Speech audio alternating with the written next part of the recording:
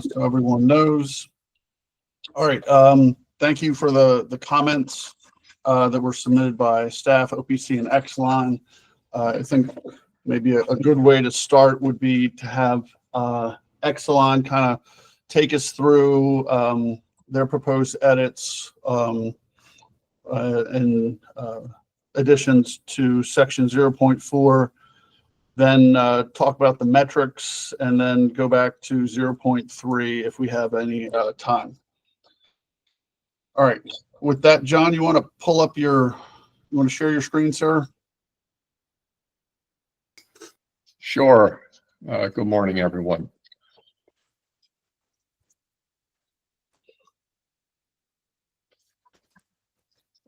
Okay. Can everyone see that okay? Yes, sir.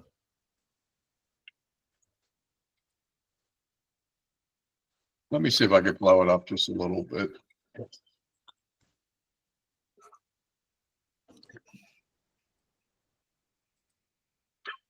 All right. All right. So I'm on section 4, and although we did have some comments, I think from staff, and maybe even a comment from OPC in this section, I think most of staff and OPC's comments were focused on section 5 because we were waiting for the joint utilities to propose edits to this particular section because they were trying to align that with the straw man.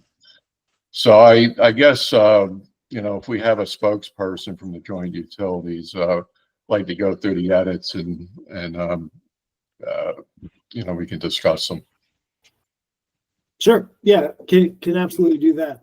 And like you said, the edits that we made here were, I guess, twofold. One, trying to align with the straw proposal and, some of the details that were in that document, that the working group had built and developed over the last couple phases and making sure they were reflected here. And then I think also trying to incorporate some of the, suggestions that we had heard from OPC and staff, and I think some of ours as well, in terms of potentially restructuring to try and kind of, separate out and identify some of the reporting pieces separately from the process itself. And so that was kind of the objective. So if we scroll down to the next page. Jake, I'm going to accept things as we go along. So I'm not hearing anybody. If you could just, as you go through it, ask if anybody has any issues as you go through your edits, and I'll accept them. Because at the end of the day, I'm hoping that I'll have a revised document with our comments and edits accepted that I can distribute tomorrow. So everyone okay with accepting these edits? Okay. Let's move on then. By the way, I put a lot of the comments in footnotes because I didn't want to lose them. And one of the problems that I have is, converting between Google Docs and Microsoft Word doesn't actually pull the comments over. So you got to really put them in the footnotes if you want to retain them. Okay, so the next section is electric plant frequency. So why don't you start there and explain what your edits. Yeah, so this was kind of, I think, shifting some of the existing information around just into kind of a overview point to trying to capture when the utilities would be doing this electric system plan. I think we had identified, the flexibility and utilities being able to do it, at a minimum every 3 years, and that's captured in 1 and 2, and then 3 and 4 trying to identify, when the company is filing a full plan, as well as then on those off years, the company filing an annual plan. So that is what those 2, 3 and 4 are really trying to reflect. And hopefully that the language that we kind of put there is straightforward and understandable, but definitely want to make sure that intent is clearly coming through. All right. Does anyone have any issues with anything that's being proposed here?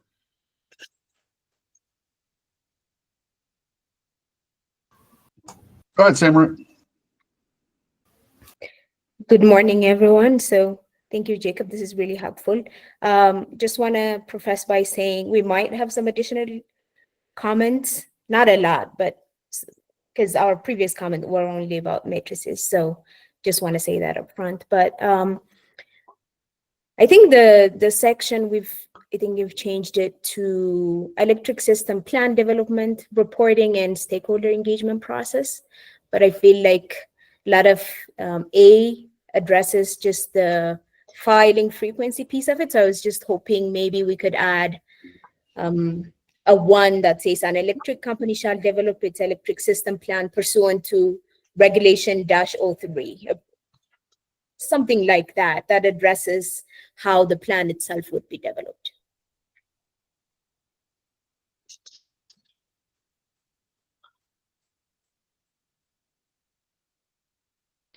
I mean, I guess I think that makes sense, at least initial thought here. I don't know in terms of, is that better fit in in section 3?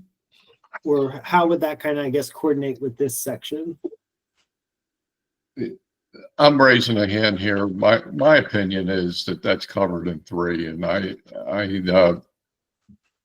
think that to some extent, I mean, we could put it in here, but I think, you know, the whole idea of 3 is, you know, how you plan, and the idea in 4 is, you know, how you develop the plan and report on the plan. So I think my opinion only is just the less we say about you know, what's in 3, the better in this section. That's just my opinion.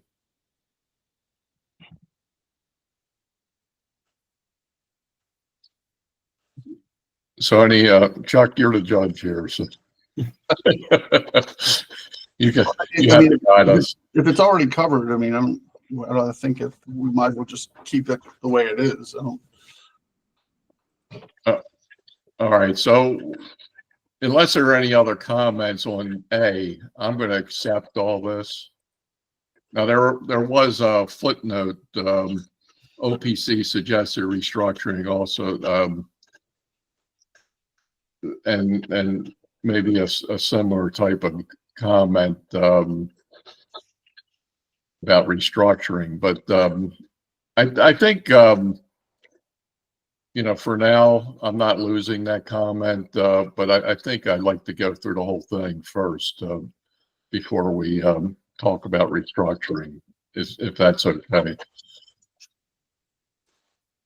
Sure. Yeah, that makes sense.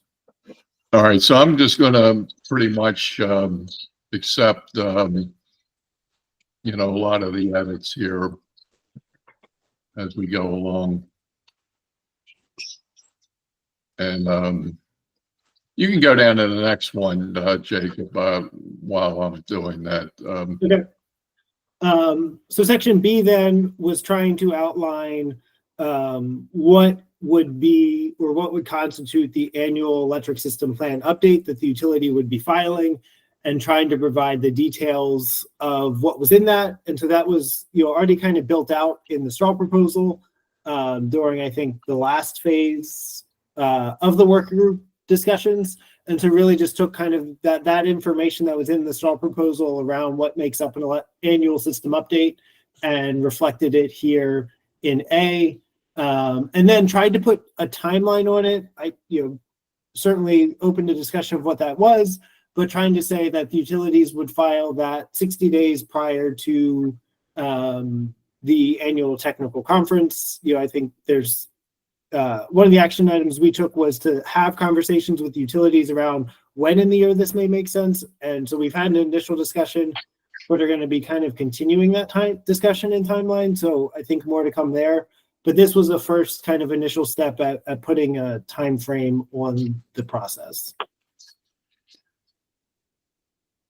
Yeah, I'll add one comment. You know, I tried looking at the timeline after I saw your comments, And, you know, I think that the intent of the whole process is to handle this in an annual cycle. And in that, there's several milestones that we have to accomplish, including, you know, stakeholder data collection meetings and inputs and assumptions meetings. And when you map that all out, which I tried to do based on some of your timeline narrative that you put in here, it's very hard to make this work within a year.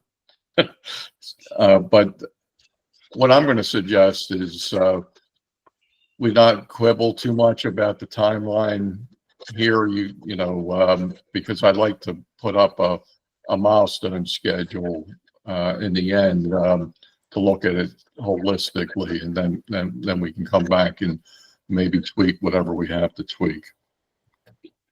And I'm talking about the 60 days versus, you know, another time period, et cetera, because when you map it out over a whole year, and I could throw something up real quick to show you a little bit more what I've been working with, but I think if we dwell too much on the timeline as far as the number of days for things, you know, we may have to make some tweaks just to fit it into an annual schedule.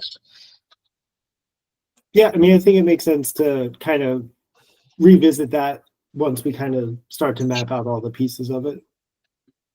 Okay, so besides the 60 days, is there anything else that anyone has on B?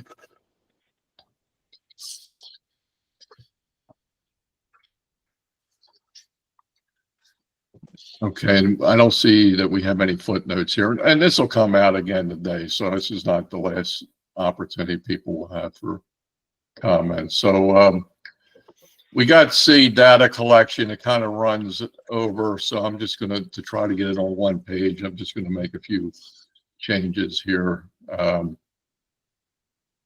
Actually, it's going to be hard unless I go down to 150% to get it all on one page. Yeah, I'd go back, John. Yeah, I'd make it bigger, undo whatever you just did. Okay. We'll just take it as it is. All right. So Jacob, you want to go through data collection? Yeah, so section C was the data collection. So made some slight tweaks to kind of the top level language at C, and then really tried to include, again, the details from the straw proposal under that bullet point.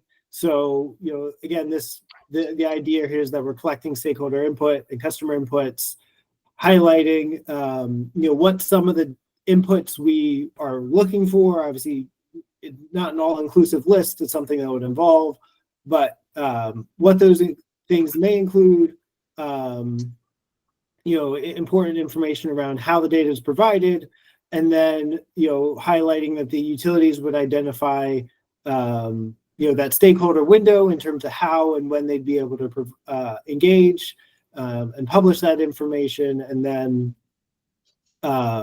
you know, including that defined period of when stakeholders would be able to be engaged in that step. And so really, again, a lot of that was already detailed that was in the straw proposal. And so it was just trying to like reflect it into the regulation language. And Jacob, the intent of this particular section is just to reflect the, I guess, the initial meeting or the initial point for stakeholder input. Yep. So this would be, and I don't know if in the regulation there almost needs, if these need to be subsections to something that's C that says kind of like the full electric system plan development or something like that, because this is the first step in the full process. So recognizing that, you know, the rest of this is really around that full process and maybe slightly different from the annual update, but this is that first step, the first piece of stakeholder engagement that would occur. Okay. As part of that. All right, that's what I thought. I just wanted to confirm.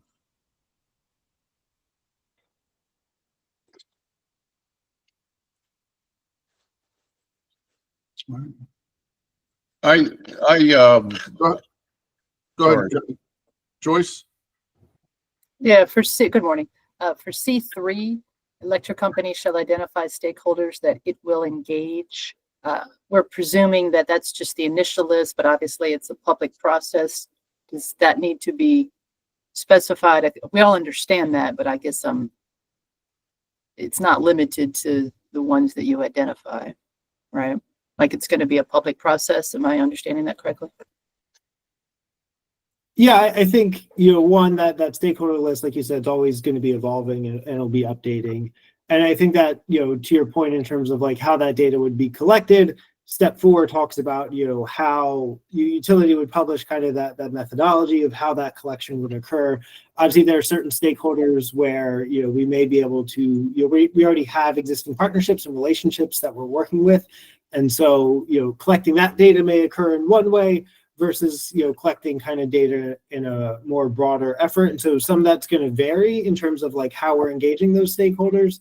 And so that's why the regulation was kind of left broader to leave the utility the flexibility of, you know, some of that's going to happen through national relationships. Some may happen in the way that the utility proposes in step 4. And I saw Ethan, your hand was up. I don't know if you had anything you wanted to add to it.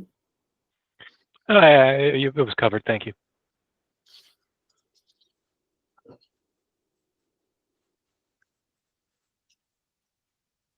Yeah, John, go I'd ahead, like John. to raise a hand here. I guess I'm a little confused about, you know, what is a discrete point to collect stakeholder and customer inputs, because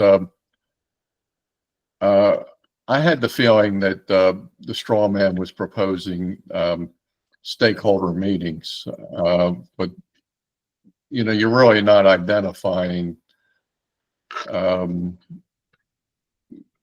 you're identifying what the inputs might include, but you're not identifying the stakeholder event, if you will. Are you going, you know, what is this discrete point? I just don't understand what your intent was. Yeah, so I think this discrete point, and I'll say again, it's left broad so that the utility, if they want to do this as the route as a meeting, that can be how they go about it. But this is really about, you know, before we're even starting the process, even, you know, really kind of beginning, just collecting data and information from stakeholders to making sure we're having all that information that is relevant and useful in terms of the forecasting process. And so in terms of collecting that data, that could be in the form of having a meeting. It could be in the form of, you know, opening a time period and notifying stakeholders of an opportunity to be able to provide that to the utilities. It could be one-off meetings with, like I said, some of those stakeholders where we already have, you know, existing working relationships with. And so I think it's really varying, and, you know, it's an opportunity for us to get some of that information from stakeholders. And then obviously later in the process, you know, reporting out on kind of how all that process unfolded.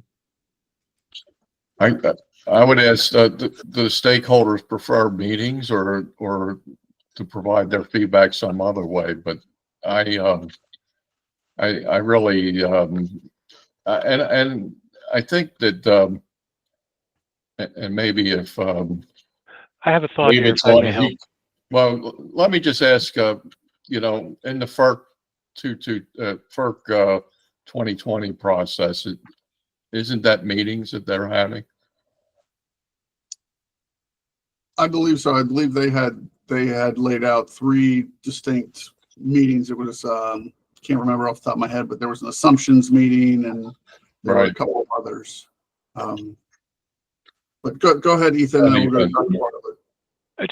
John, one of the things that we've had a lot of discussion about is the very different stakeholder makeups between the utilities involved, and, you know, SMECO's process is going to look a lot different than BG&E's, considering populations and the types of stakeholders we have, and cooperative versus IOU. And that's one of the reasons we're leaving a lot of this open, so that at the end of the day, the utilities can design processes that match their actual constituency. Okay. All right. I guess, you know, we can move on. I just think that just leaving it this open. Before we move on, John, Al, you had your hand up, sir. Yeah, thank you. Good morning, everybody.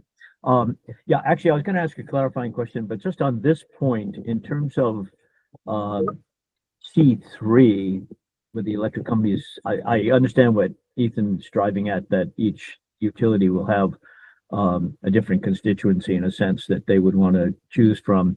This does make it sound like they have control over what stakeholders would be participating, and I'm not sure that's exactly what you mean, but it seems like one could limit the list of stakeholders here. So I just want to raise that flag. The reason I actually put my hand up was I'm having a bit of trouble, and I apologize, but because I did miss the last meeting, but I've been looking at what I thought was the latest version, which was the one that was circulating around March 5th last week, but it doesn't align exactly with the structure that we're looking at here. So it looks like this one's a bit different in section 04. Does that register, Jacob? No, I think this is That's matches the other one what- open in Word, and it's not parallel. In Word, Well, Section A is data collection, says details to be determined. Section B is align inputs and assumptions.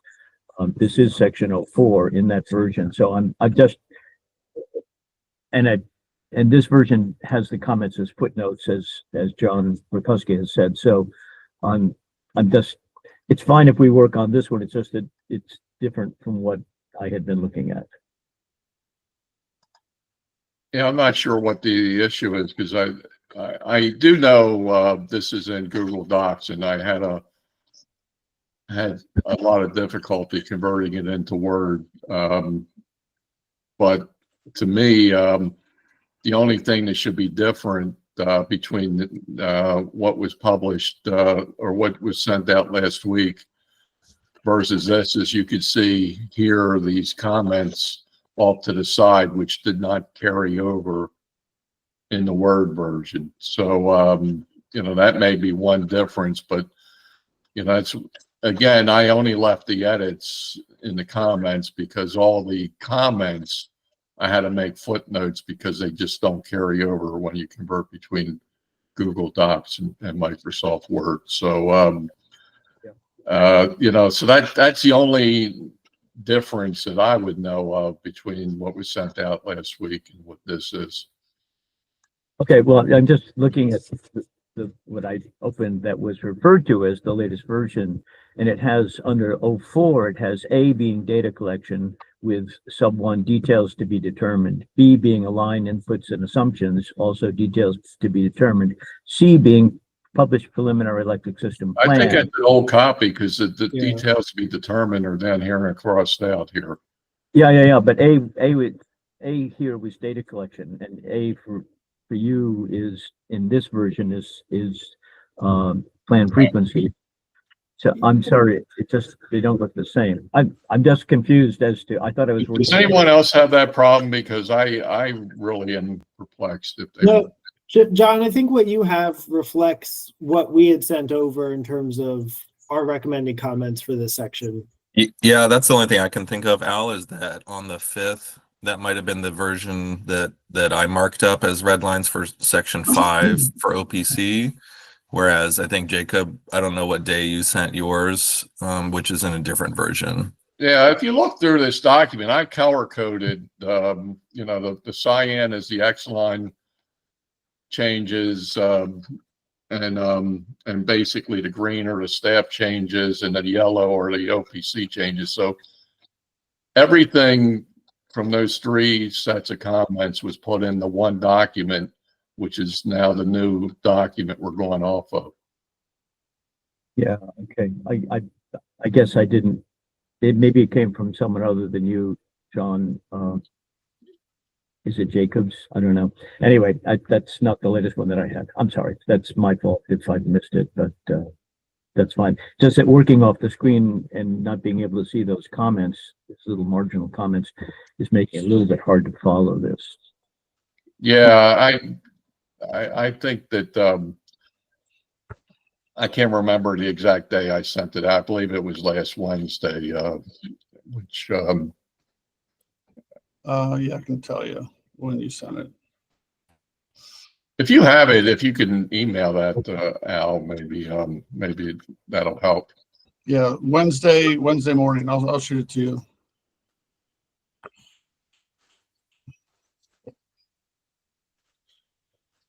All right. Oh, and John, just to follow up, you were asking about that FERC order. I just looked at our report that we filed, the last one we filed in November. There was an assumptions meeting, a needs meeting, and a solutions meeting Right. set forth in the FERC order. And I thought we had included, addressed those throughout the straw. Yeah. I have to say, sitting back and not attending every meeting and not hearing the straw man, I've always assumed that that discrete point was stakeholder meetings, and not something else. And I guess I had the FERC order 2222, or excuse me, the FERC order 2020 model in my mind. But that's just my interpretation of what I've seen previously. But if you all feel like it needs to be left open, I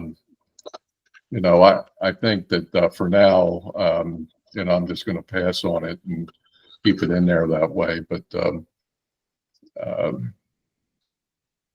just want to move on, I guess. The only other comment I have in here is I do think, in the end, I want to write this in regulatory language and, things like customer adoption of EVs, advanced heating and cooling, demand response. I would prefer that we use terminology that we've used like in the electrification study. So, for instance, I would say trends in customer adoption of transportation electrification, building electrification, and load flexibility for demand response, because that's the terminology that we've previously used instead of, because advanced heating and cooling really, building electrification means a lot of things to different people, but I think, advanced heating and cooling is a subset of building electrification. And, so that's just my suggestion. It doesn't change the substance, but I do think the wording is more consistent with things that we've been using in both MDE in their studies and the electrification study. So that's just my suggestion. Just remove that. Go ahead. I'm sorry, Jacob. I was gonna say, I think that makes a lot of sense. I was really just trying to copy and paste as much as possible what was in the straw proposal, what we had already built out, but certainly support, tweaking and reflecting it to be more regulatory language across the board here, in terms of like the terminology and both structure as well, but was just trying to get some of those details. Yeah, no, that's fine. Here.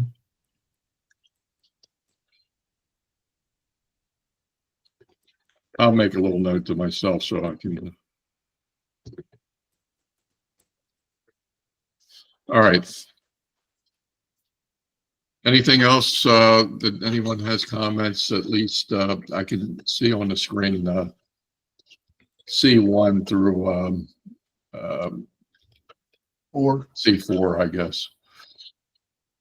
go ahead, Sammer. Hi, Jacob. So on C4, were you envisioning like a timeline, 30 days or something for stakeholder feedback? Or did you want to leave that open as well?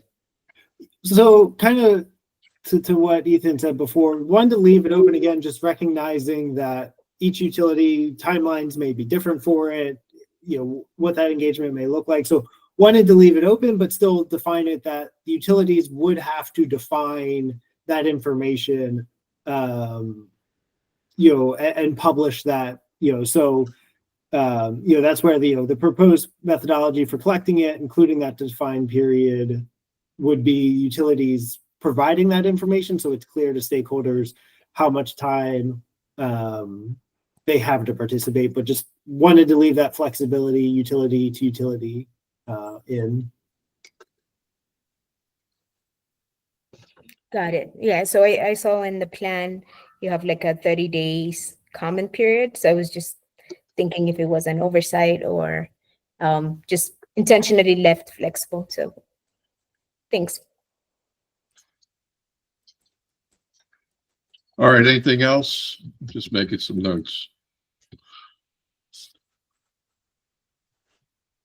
All right, I'm going to move down to, I guess, I'm not sure. You start with align inputs and assumptions. Is that? Yeah, that should be another full step. That should be, I guess, D. I think it's, yeah, D. Okay. But yeah, so that's the next step in the proposal. And so again, really, most of the additions here are trying to reflect the details that were already there and defined. All right, I'm gonna just make a break here and just so we can get it all on one page. Sure. But again, the goal of this step is the utility is providing information around what data we're looking to use as inputs, what assumptions are going into some of the load forecast or DER forecast. Once those processes are developed, and all those assumptions, and being able to then provide that to stakeholders, have some type of stakeholder engagement as part of that. Again, similar to the step above, left that broad in terms of how the utilities are going about that. I think having a more kind of engaged type process like a meeting during this step makes a lot more sense than necessarily the data collection, but keeping it broad, again, just allowing the utility to define that and provide that to stakeholders to be able to participate. But that's really what this step is about, is being able to upfront provide those inputs and assumptions that the utility would be using and collecting that stakeholder feedback on that. So that way, prior to running the analysis, any tweaks that the utility is looking to make can be made. But again, most of this detail was in the straw, which we had worked on as a work group and just tried to reflect it here in language. Yeah. The only concern I have on this, I know you talked about it earlier, the discrete point for stakeholders to provide feedback, and you used that terminology earlier, is in theory, utility could just say, all right, just give us your comments and never have like an in-person meeting where you're fielding questions and things of that nature. And I don't know that was, again, I recognize everybody's different, need for flexibility, but I don't know if that was the intent of the straw, to just leave it wide open and leave open the possibility for never having an in-person meeting, but that's just me. Yeah, one thing that I think is a safeguard anyway is the fact that, to me, utilities, we're trying to open up the transparent and provide transparency on the inputs and assumptions and previous section of data. In the end, the utilities are going to run analysis and they're going to be publishing a preliminary plan. And I think that's another point, if the utilities did not engage the stakeholders, to the point where they accepted their feedback, that's a point where the stakeholders eventually have the opportunity to, to file their issues with the plan. So I don't know, from my perspective, I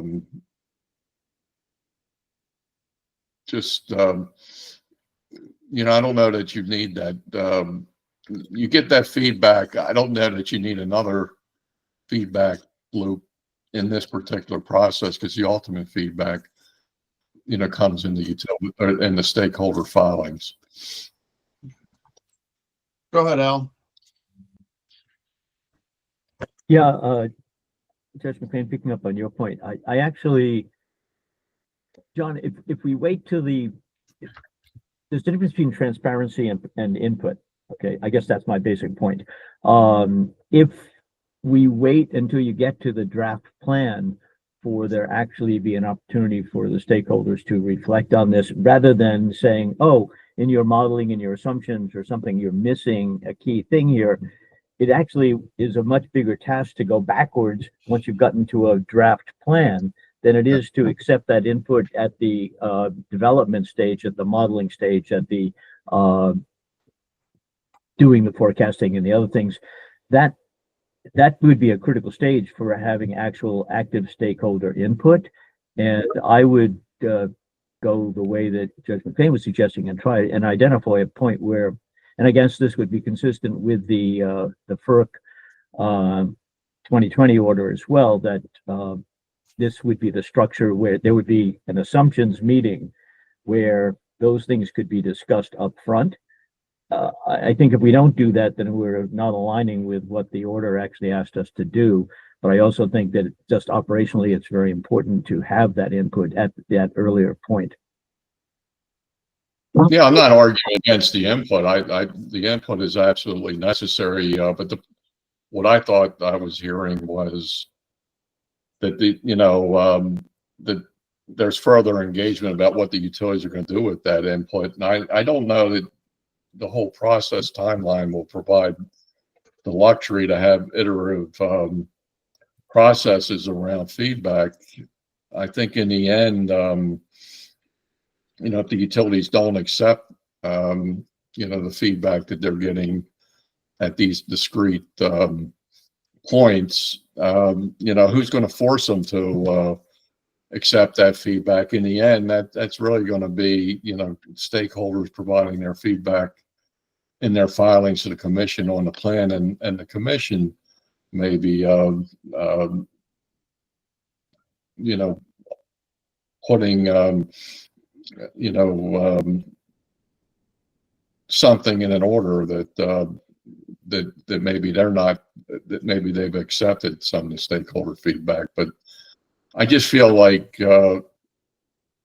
the goal is transparency. The goal is to get input. The goal is utilities to accept input. But then I don't think at this point, I think the goal in is the process, I don't think the goal is to accept the input. I think it's to get the input from the stakeholders, and consider it and say, yeah, we like this because X, Y, and Z, or we don't like this because of A, B, and C. yeah, and yeah, I agree. I mean, I think we were saying the same thing almost. Okay. John, just to be clear, it was the wrong thing that I remembered, but I'm going back to the Commission's Order 91256, where it refers to FERC Order 1920, that includes, it's what Judge McLean said, an assumptions meeting, a needs meeting, and a solutions meeting. So the assumptions meeting would be the chance to actually have a joint conversation about the modeling, the assumptions for forecasting, and so on and so forth, that will then affect the draft plan. If you wait till the draft plan and people come up with something that they really strongly feel that some element is missing or needs to be changed, then you have to go back and undo the work that went into the draft plan. So it just makes sense to have those three stages the way they're defined again in 91256. So just to clarify, one, I think the order from the commission was directing us to consider that FERC piece, which during the last phase we did discuss and evaluate kind of what we had versus what FERC was proposing. And two, I don't want to lose sight of the fact that this is, the second step in the process of, that we're proposing in the regulation, which is to collect that input from stakeholders on what our assumptions and inputs into the forecasting process are. So we are looking to get that feedback before we're running the analysis and before the process is happening from stakeholders. So by the time it gets to the plan, that wouldn't be the first time that stakeholders are seeing some of this information. The whole point of this step would be to collect that information and feedback from stakeholders for us to consider before we run that analysis. Yeah, I mean, what you're saying, Jacob, makes sense. I'm not sure that it's clear in the way that these sections are written that actual input takes place. And again, it's actually, I'm not so much relying on FERC 1920 as I am, or 91256 as I am, about what will make the process work best and most economically, which is to get the input about the assumptions and the modeling and the forecasting and so on early on, so that you don't end up having a more complicated process that of fixing it once you've gotten all the way to a draft plan, and then saying, oh no, that's, you know, it's not correct, and that'll make it just harder for everybody. I just want to make sure the input up front is guaranteed. And again, I'm seeing this page by page now because it really, I went back and checked. The version that I have is not this version. Yeah,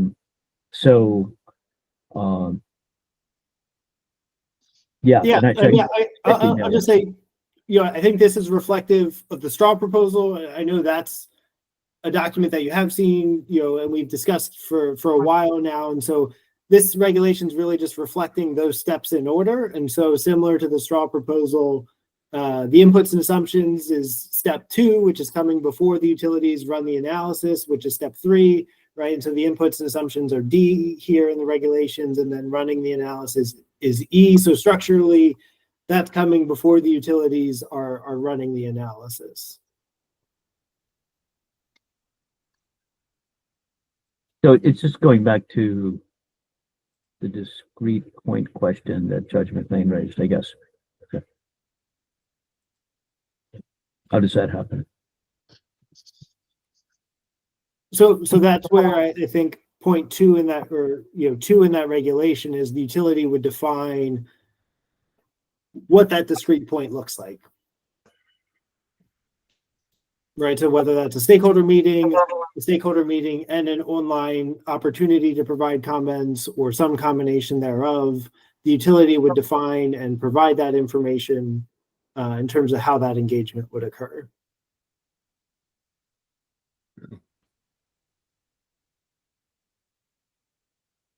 I leave it to you guys. Just trying to make it, the process work as, you know, as linear as possible without having a lot of step backs.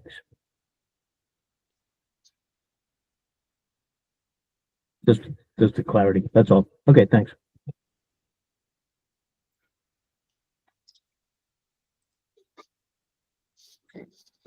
Jacob, I mean, can the utilities commit to at least having an in-person, maybe not an in-person or a virtual meeting at some point in time? I just fear that somebody could say, oh, you know, we just did everything through, you know, paper, so to speak, and stakeholders raising concerns about transparency. That's the concern I have. It just, I think it just leaves it a bit too wide open, but again, that could just be me. No, I'm gonna, if I may break in here, I'm gonna point out that I just received an email last night from our old friend Paul Vertinsky about how transport plans are done, and they are done through a comment process, just an open comment process, a paper process, and that's one that Paul Vertinsky sent me as an example of what we should be thinking about. So I'm always willing to bring the counterfactual. Thank you. Thank you. All right. We can certainly also take it back and discuss. I mean, something else that, you know, as I thought about in terms of developing the language here is like, I think that this is very much, and it's something we've talked about in the working group, is going to be an evolving process, right? And I think, Understood. you know, part of the process is talking about those lessons learned and how the process has changed since last time. And so some of how we're engaging with stakeholders, I think, will evolve. And so wanting to keep the regulation broad enough so that way that may be able to evolve without having the need to change the regulation. So that was a consideration as well, but we can certainly take that back. Okay. All right. All right, any other feedback on this particular section?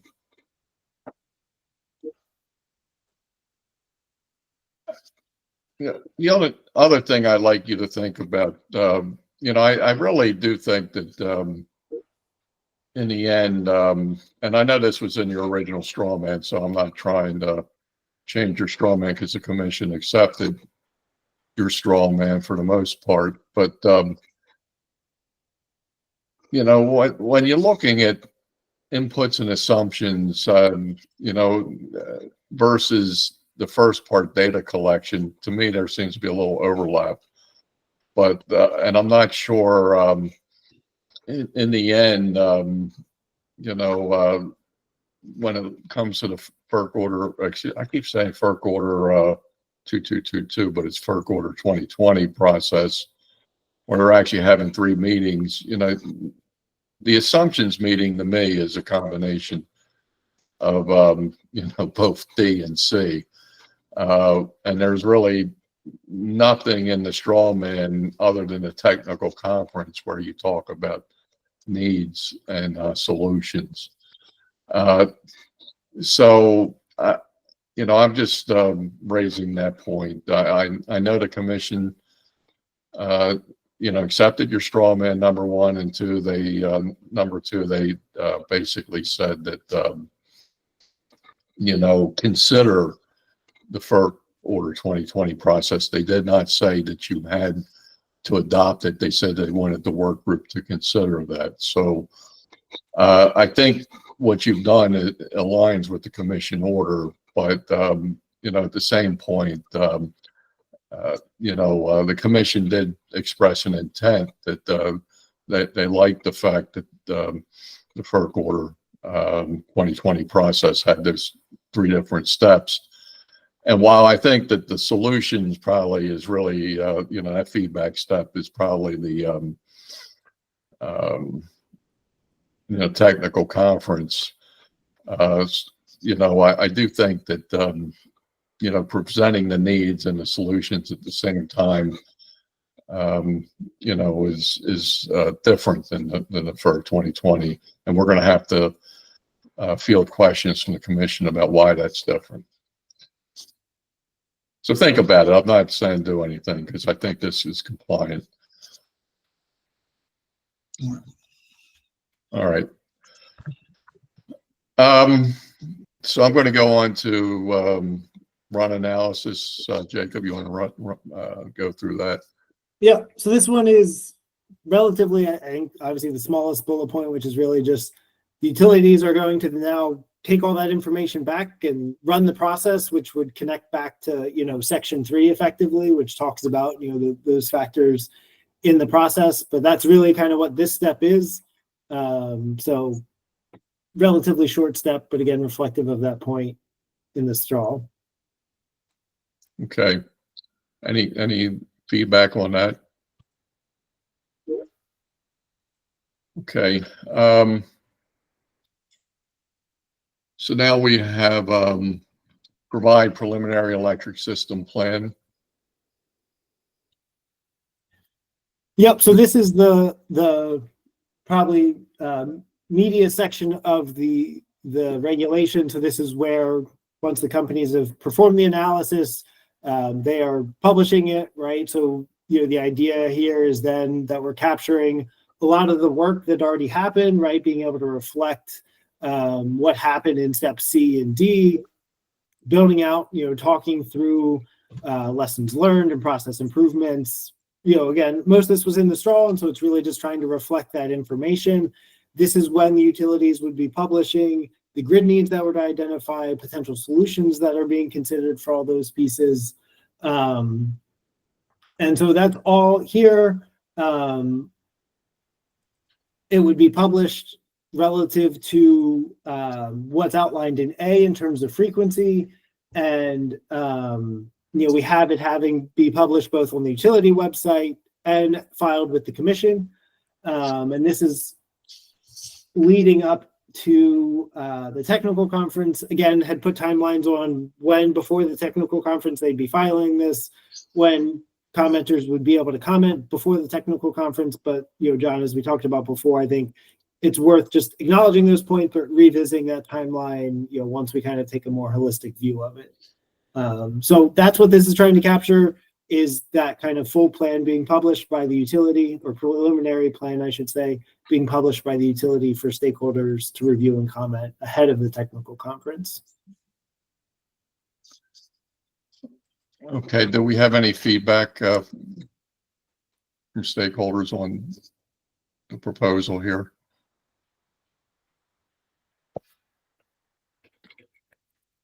I have to go down a little bit.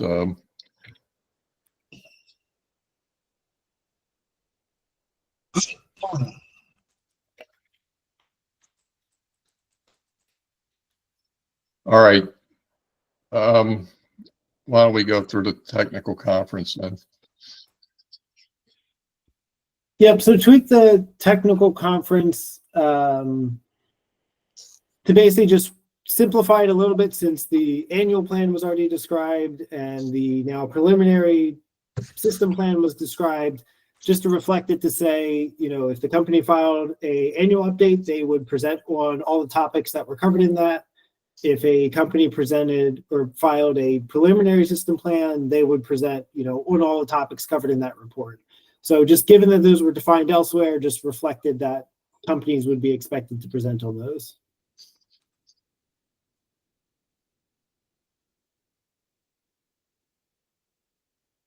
Any comments or questions on this? Okay, Al. Yeah, thanks, John. So, yeah, it just moved a little fast. This puts the technical conference in, at least in the order that you just ran through it, after the publishing of the final plan. This isn't what we mean, though, right? This actually happens at the state of, as it says here, it's about the preliminary plan, and this is a feedback opportunity, right? Yeah, That's- so this is the step after we publish the preliminary plan. Okay. So the step before is the utilities publish the preliminary plan, which then goes into the technical conference. Right, so it's preliminary plan, technical conference, feedback, and then final plan. Is that correct? It just that the sections before this went fairly quickly, but I thought you also talked about publication of the final plan, but this is a step in the pathway to that final plan, correct? We agreed on that in the working group back in the fall. Yeah, so we had tweaked the language in the step before to say publish preliminary plan instead of just publish plan. So this would be the step after publishing the preliminary plan. So yes, it's a opportunity for feedback from stakeholders, from the commission, you know, and opportunity to speak more to it. Okay. John, is that correct? You went through those other sections fairly quickly, and I thought it was talking about the final published plan before we got to this technical conference. But John, can you just scroll up? it's just we can't see what comes before. So All right, so yeah. Provide preliminary plan here. Yeah, preliminary electric system plan. Yeah. Yeah, it looks like it refers to preliminary electric system plan throughout here. I thought that was mentioned in final. Could you scroll down a bit, John, just to see the rest of that?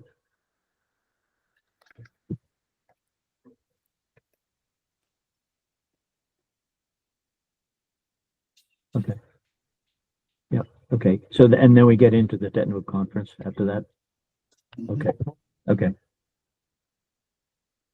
Yeah, I thought Jacob said something about final plan, but okay. If I did, that was a misspeak. Okay. Certainly view it as you know, publishing the preliminary plan. Thanks. So Jacob, I'm looking at your filing, and are you? Well, why don't you go through the rest of it, and then I'll ask some questions at the end. But so if we go on to the next part, because there's a lot, you go right to commission order. Yeah, so that's what I thought would be then the next step in the straw process is commission order, since we would have, you know, I think obviously gotten stakeholder comments by the annual conference. And so, you know, I thought that the next step then would be any kind of results coming out of the technical conference. And so, sorry, I was trying to find where I was looking. Basically trying to reflect within this, you know, that the commission may issue an order as they've stated on topics discussed in the technical conference. And so kept that as a a distinct step, and then I don't know if you want me to jump next already into the consideration and feedback, or if you want me to pause there. I think pause there and ask if there's any feedback.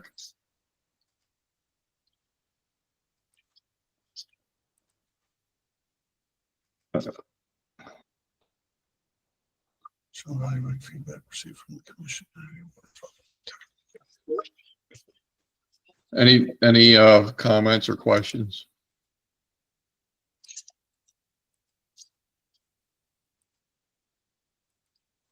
All right.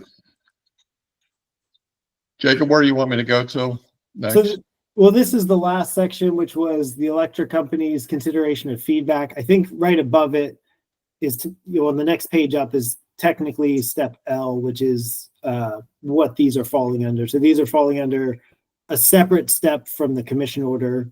I don't know if they may be able to be combined, but I just structured them as a separate step. So this again reflects what was in the straw proposal, as well as what we've seen from orders. So basically, we'll evaluate any feedback or direction that we're getting from the commission coming out of an order. Obviously, we'll have collected feedback through filed comments by stakeholders in the proceedings, as well as comments made by stakeholders in the technical conference. So we will evaluate those.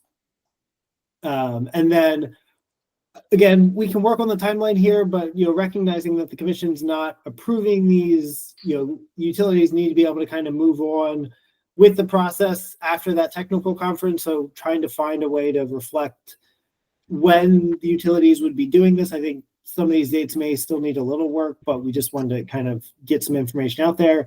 Is utilities would evaluate that feedback and provide a response, and that response to that feedback would be published on the website and then filed with the commission. I think that the filing piece was something we had talked about during the last phase, is not just publishing it, but filing it as a follow-up as well.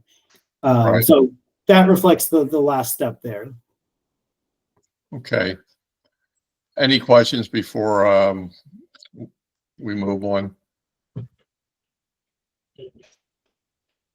All right. I indicated earlier I'd like to talk about the timeline and how it all fits together. So do I have everyone's permission to sort of throw a timeline up? Before you do that, Ethan. Yeah, I just wanted to say big shout out to Jacob Berlin, who has been working this straw man for over 2 years now and has great mastery over which piece comes when. And I'll admit that I often have to turn to him to let me know when we do have the preliminary. So just really, great show of stakeholder collaboration. We've sat down with many of you and over the past couple of years. And so thank you, Jacob. This has been, to get this all the way to regulations, congratulations. Good job. Thanks, Ethan. Okay.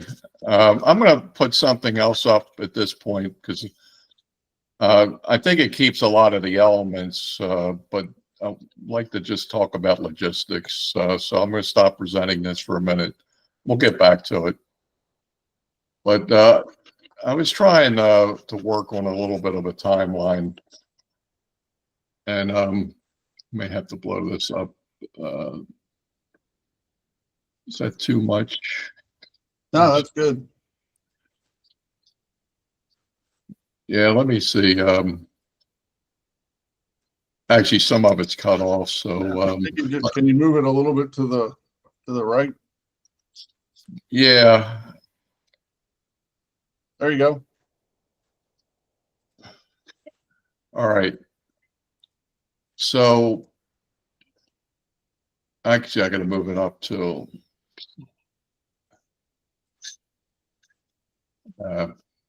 I'm having a little difficulty. Maybe this is That works. a little bit better. All right. So, I tried to work back a little bit how we're going to do this all in a year. And I tried to put some timelines in a schedule. So, I think Jacob's Part C and D are in February and March. Forget about January for now. And after C&D, I think the utilities are going to run analysis. I put, at least 60 days for that, because I just can't, although I think utilities are continually run analysis, I do think that after they get the feedback from the stakeholders, it could take, 60 days. And I had the utilities publishing their, and it should say preliminary DSP plan. So I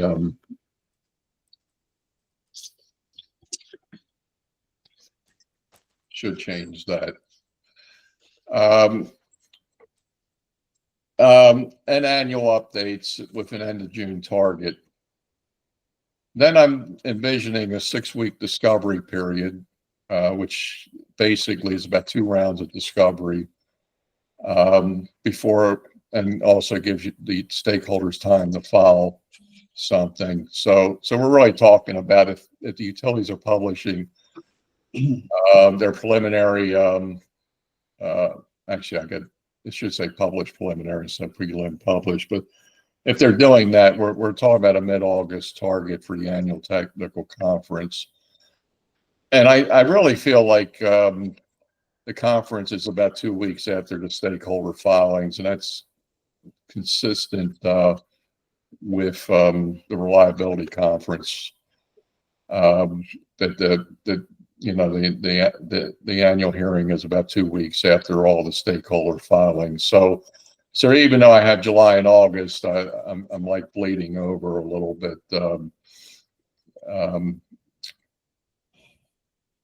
Here, and I shouldn't say mid-August target. It's probably the end of August, but then according to Jacob's schedule, the utility files a response with the commission.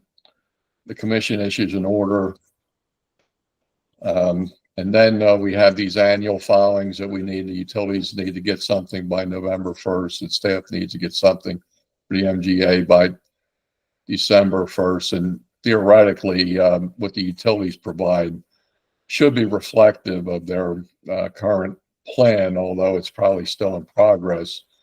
And then I kind of had the utilities responding to the commission order if it's issued in October, and issuing a final plan in January. And that kind of resets the schedule. I know this is not perfect, but I tried to look at the major milestones that were in the EU or the joint utilities response, and trying to fit it into a schedule to figure out how this is going to work. So I'll open it up for comments and questions at this point.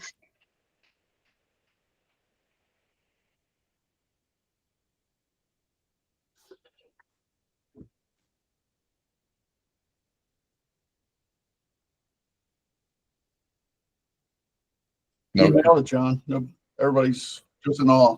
There we go. Al and then Samarin. Thanks. Yeah. So yeah, thanks, John. This is actually very helpful to have this all laid out.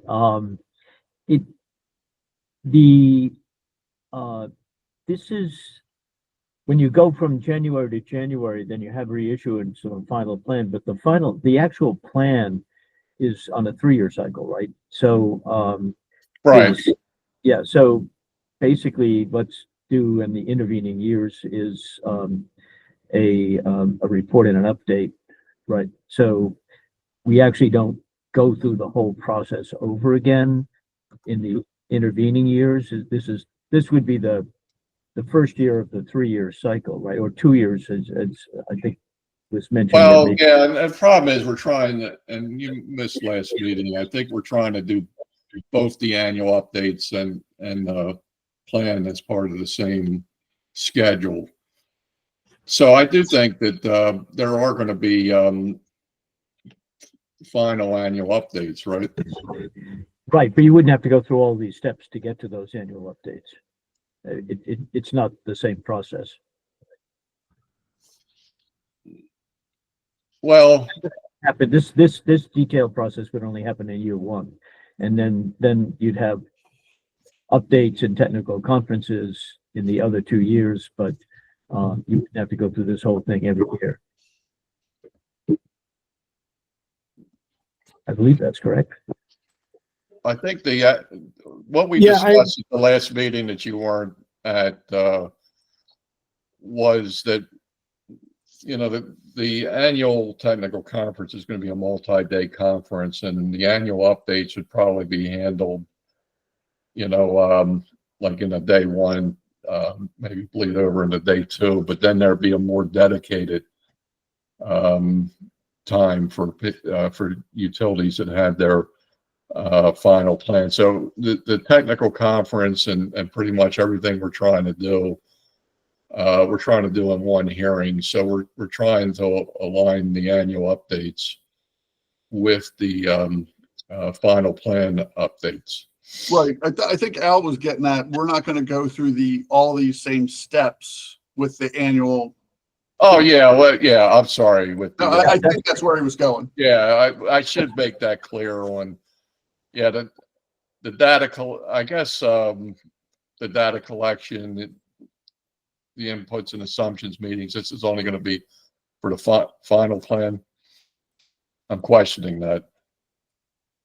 Yes, I would think so. But I think where you've got it, you know, the utilities publish their plan or annual updates. Stakeholders can provide feedback on the plan / annual updates, and then it can be considered at the technical conference. But it wouldn't involve all of these other Correct. more detailed steps. These are the steps of preparation that lead to the final Yep. plan. And then in the intervening years 2 and 3, you would have an abbreviated process that would lead to the technical conference. There'd be a report, there'd be the technical conference. There may be some consultation before that. I'm not sure we specified that. And then there'd be a technical conference and comments. But it would be a much simpler process. It wouldn't have all these steps. That's all I'm saying. So can we all get alignment on what steps would be for the final plan years only? I think those two, the next two, April and May.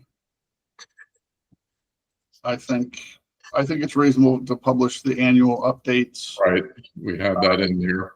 Stakeholder filings. I think stakeholders could file responses to the annual updates. I mean, I don't know how everybody feels about that, but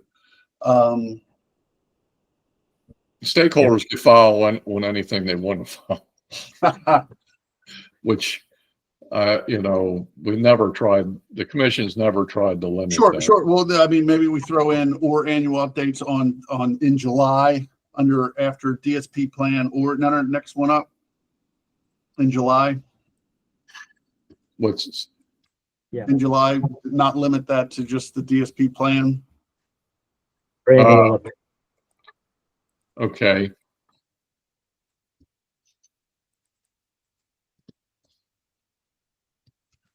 Okay. Should say end.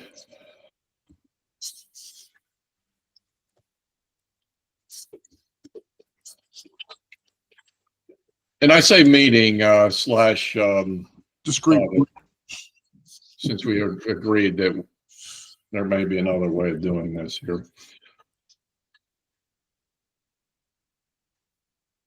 The utilities want the flexibility for, you know, for the discrete point.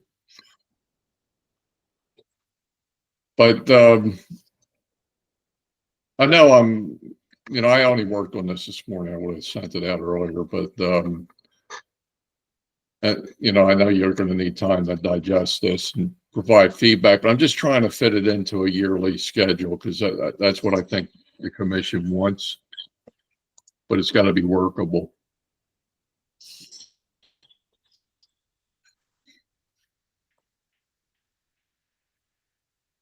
Jacob, since you're the expert, at least in the joint Exxon utilities on this, do you have any reaction? Far from the expert, but certainly we can take it back. I mean, I think we've been having some discussions around, like I mentioned before, not just with Exxon, but the other utilities as well, of when in the year should some of these steps happen, right? When are the utilities planning processes currently happening, especially around the run analysis piece? And so how do some of these pieces kind of naturally fit together? And when in the year should some of that timing occur? So, I think this is a good kind of overall outline of it. And definitely I appreciate especially weighing in terms of like how much time for the discovery period, how much time in terms of commission order and stakeholder feedback after that. And so I think we can take it back and kind of think through it. I think also the challenge is, realistically, especially including this within the planning process, is it's hard to fit it into a 12-month cycle.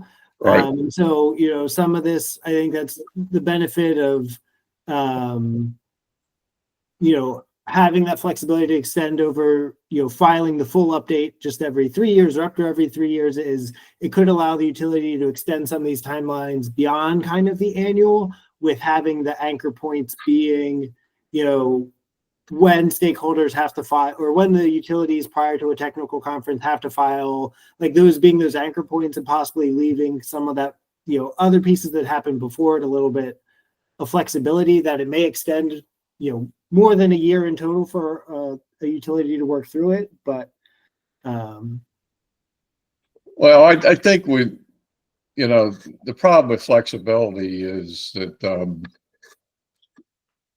you start to bleed over from one year into the other. And I actually feel like the reason why I'm proposing this as circular is because I do think that you want to have the utility at least do their final plan and final updates before you get into the next cycle, which, to me, to make everything else in here work needs to start in February. So I think the sequence of these things, while not set in stone, I think that one step feeds into the other for the most part.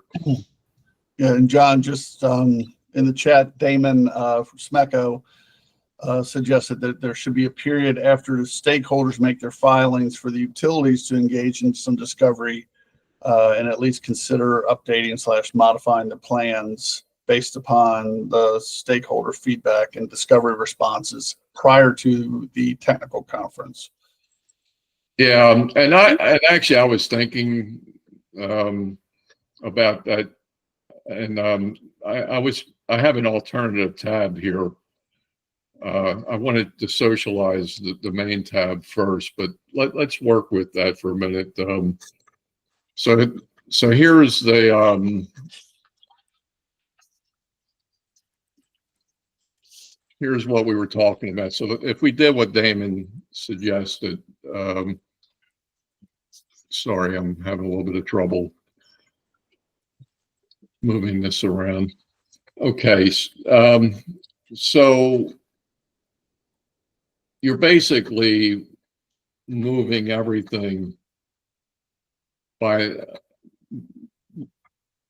another month here because you need to be able to provide more of a discovery period. Well, yeah, John, so we've got 2 months roughly for the run analysis. Can that be shortened? Again, I asked the utilities that. Right, sure, yeah. I'm sure for annual update years, that's not a problem, but. Right. Yeah, I would say it definitely wouldn't be able to be shortened. I think that takes a lot of time. And that's even where, I was saying, I think arguably it might even take longer than 2 months to be able to kind of fully do that. And that's where some of this may even have to, to some degree extend beyond that kind of 1 year window. And there may be kind of some overlap. Certainly agree, John, it's very much cyclical and things feed into each other, but just recognizing some of that stuff, No, isn't yeah, necessarily a I'm quick just looking turnaround. to see if we can squeeze in some discovery. And also, John, on July, you've got a 6-week discovery period. I'm assuming that's for stakeholders to. Yeah, it could be in parallel, but. That's I guess, I just think that's gonna have to be shorter because if the goal is for the plans to be filed at the end of June, 6 weeks takes us into mid-August. Yeah, I don't know. how you shorten it. That having reviewed plans, it takes at least a week or two just to digest the plans, to be able to ask the questions, and then 2 rounds of discovery,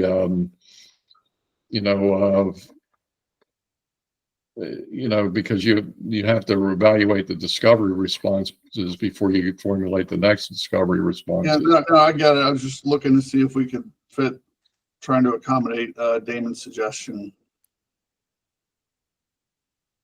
Well, one thing, if the annual technical conference is 2 weeks after the stakeholder filings, that is, that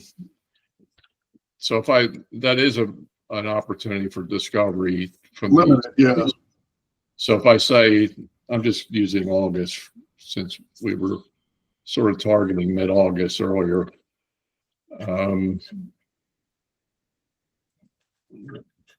So if I say opportunity, sorry.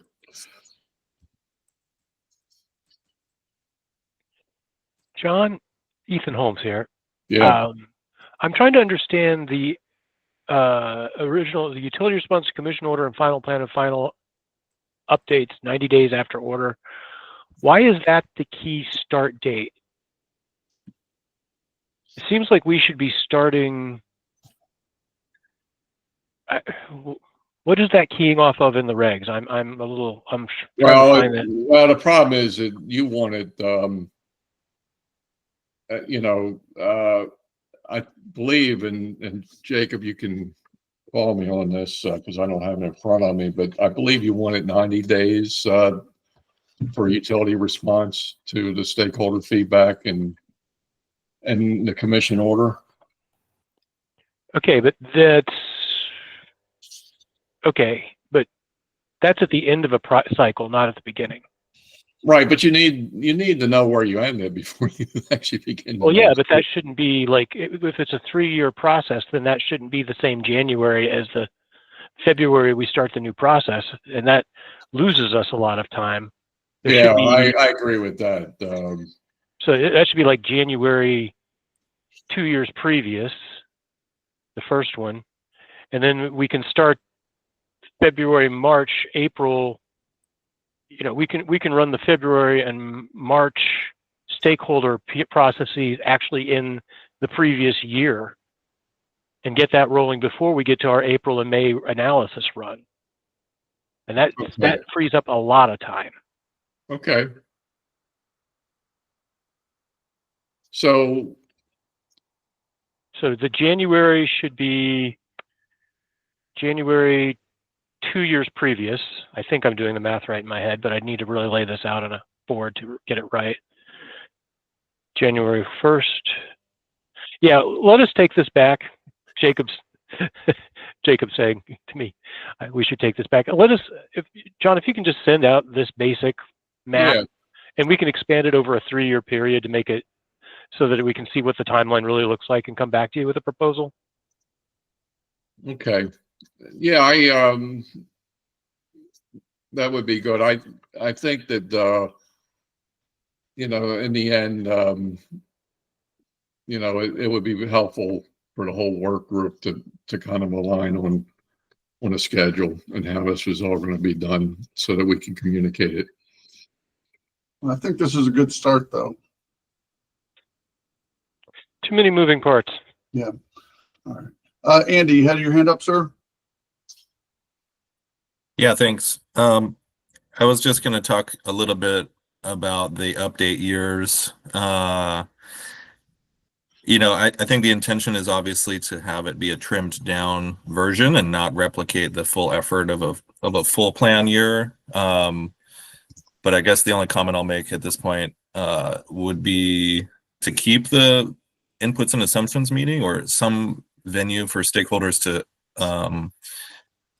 provide input before the sort of technical conference or the preliminary update is filed, just because I think part of the decision and what to include in an update year would be sort of like which of those pieces are going to be updated, and I think that would be a valuable piece for the stakeholders to weigh in on, given all of the stuff that is likely to change, as things like FERC 2020 roll out and we see more kind of coincidence of transmission and distribution projects. There might be material items that shift, and I would presume things like a full DER forecast or other studies like that may be off the table for certain update years unless market conditions change that. But either way, that's just all I wanted to mention was I think being too prescriptive on what is an update only versus final plan year, we might not need to go there, because a little bit will be up to the discretion of utilities, I would imagine, as to what they think is important to update, and then as long as stakeholders have ability to weigh in on that. Thanks. All right. Thanks, Andy.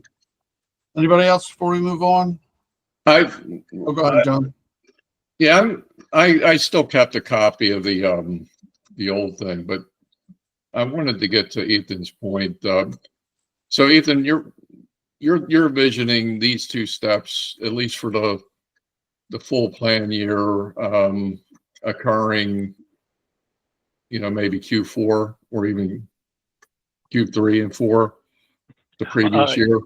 Subject to check. I've tried to roll out a multi-year plan like this before, and it doesn't work well unless you really write down every year and every month and figure out what the actual. Yeah, it's something I can't do in my head. I'm sorry.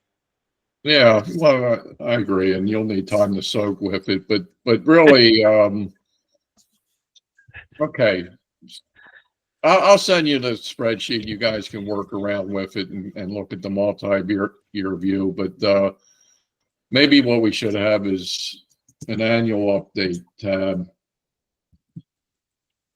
and a full plan tab, and everything aligns, with the same date for the technical conference. Something like that. And Yeah. I had to point out that this is the difficulty in scheduling this alone. It goes to why the commission originally chose not to do a litigated proceeding, because a litigated proceeding, just like the MYP that they specifically stated they didn't want to emulate for this, is going to take up more time, and that's just not going to lead to us getting a DSP out there, and it's not going to allow for extended stakeholder engagement, because that was exactly why they didn't do an MYP style proceeding, is that stakeholders don't have the resources to maintain a presence the way many entities do. Okay. Well, I think that you guys can look at it and then maybe look at what you might tweak in the regulations to kind of account for how these timelines will work.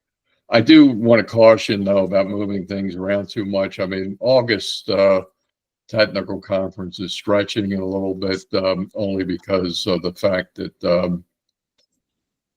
the reliability conference is in July. So, if you move both those conferences into the same month, that's going to be problematic when you're thinking about how you might align this timeline. But just try to think in terms of the major milestones. The only other thing that I would recommend that you take back is this idea of, are these really this data collection and inputs and assumptions meeting? Is this something that really needs to be in two different meetings? And if not, is there an opportunity to put a needs meeting in here somewhere? Because I do think, unless the needs are part of the assumptions meeting, I do think that somewhere along the line, just presenting the needs and the solutions at the same time when you're publishing your preliminary plan misses some opportunities for stakeholder feedback, particularly about, if you're talking about your needs, you're liable to get feedback from stakeholders about, how do you consider, alternative solutions? Are you going to be considering alternative solutions to some of these needs? So, I just think that, the FERC order 2020 with the while the commission said consider it, assumptions, needs, and solutions is a good model, and I just want to be able to communicate to the commission, where the needs are being addressed in this whole process, because the solutions really are going to be addressed at the annual technical conference. Because so I view that as the solutions meeting. But just take it back. You don't have to comment on it. All right. All right, Chuck, I'm turning it back over to you. I'll probably put the original document back up, though. Yeah, I guess, anybody else have any comments on section 4 before we move on to section 5?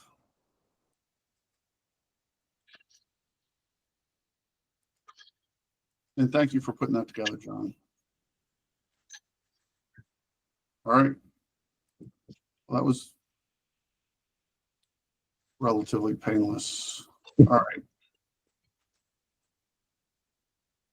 All right. So we're into the metrics section, and again, the cyan is the joint utilities, the green is staff, and the yellow is OPC. So I guess the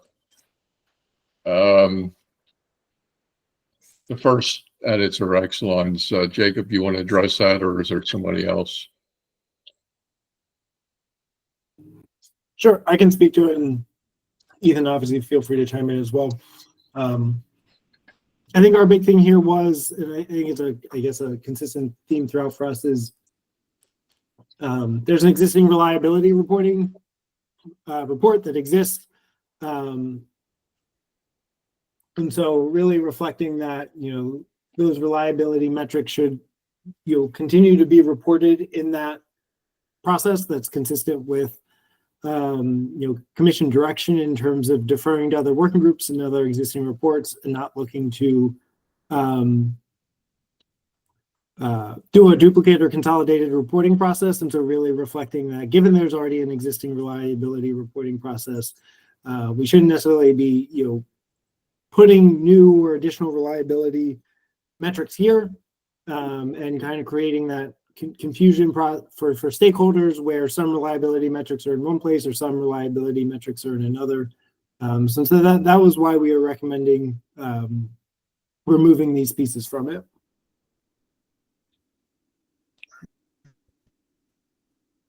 Any stakeholder feedback on that? Go ahead, Andy.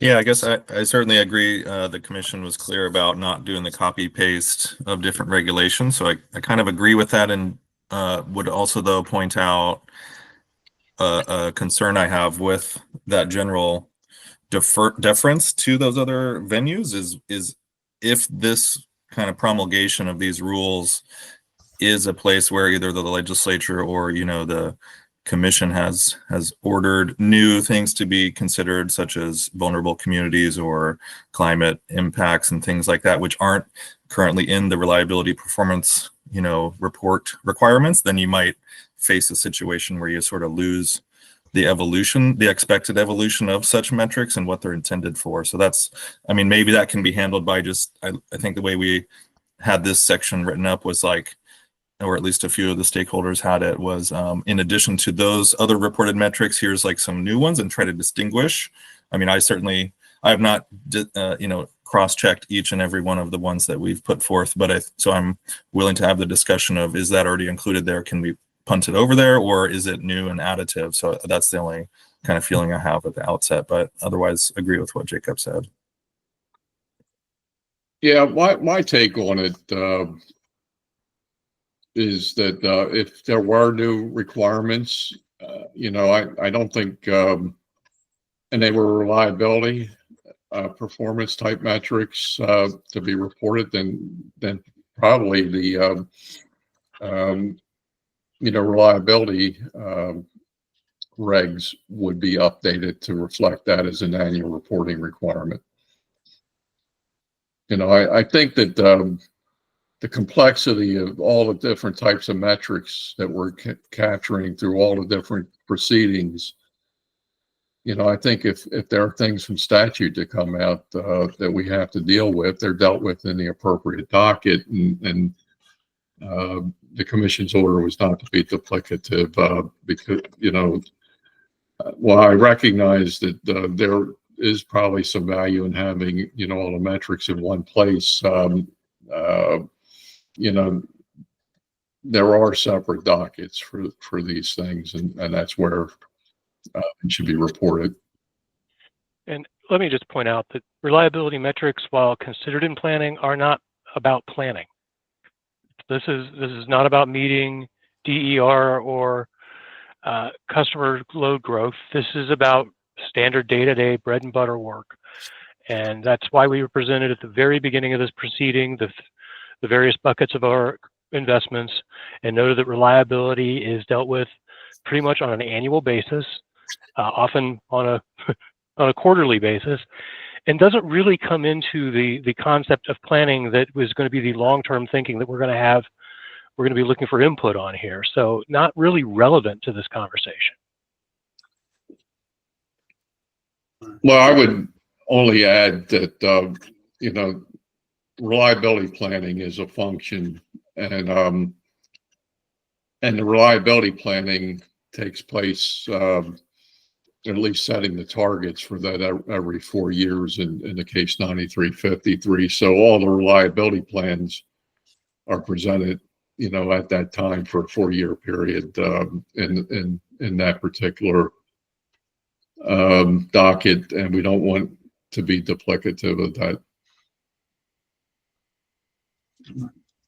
In fact, the commission used that as an example of what they like to see from DSP, because, and I'll just say, every time a utility comes in for the rate case, staff will actually evaluate the rate case filings against what was reported, in the reliability planning, case 9353, and if there's a change between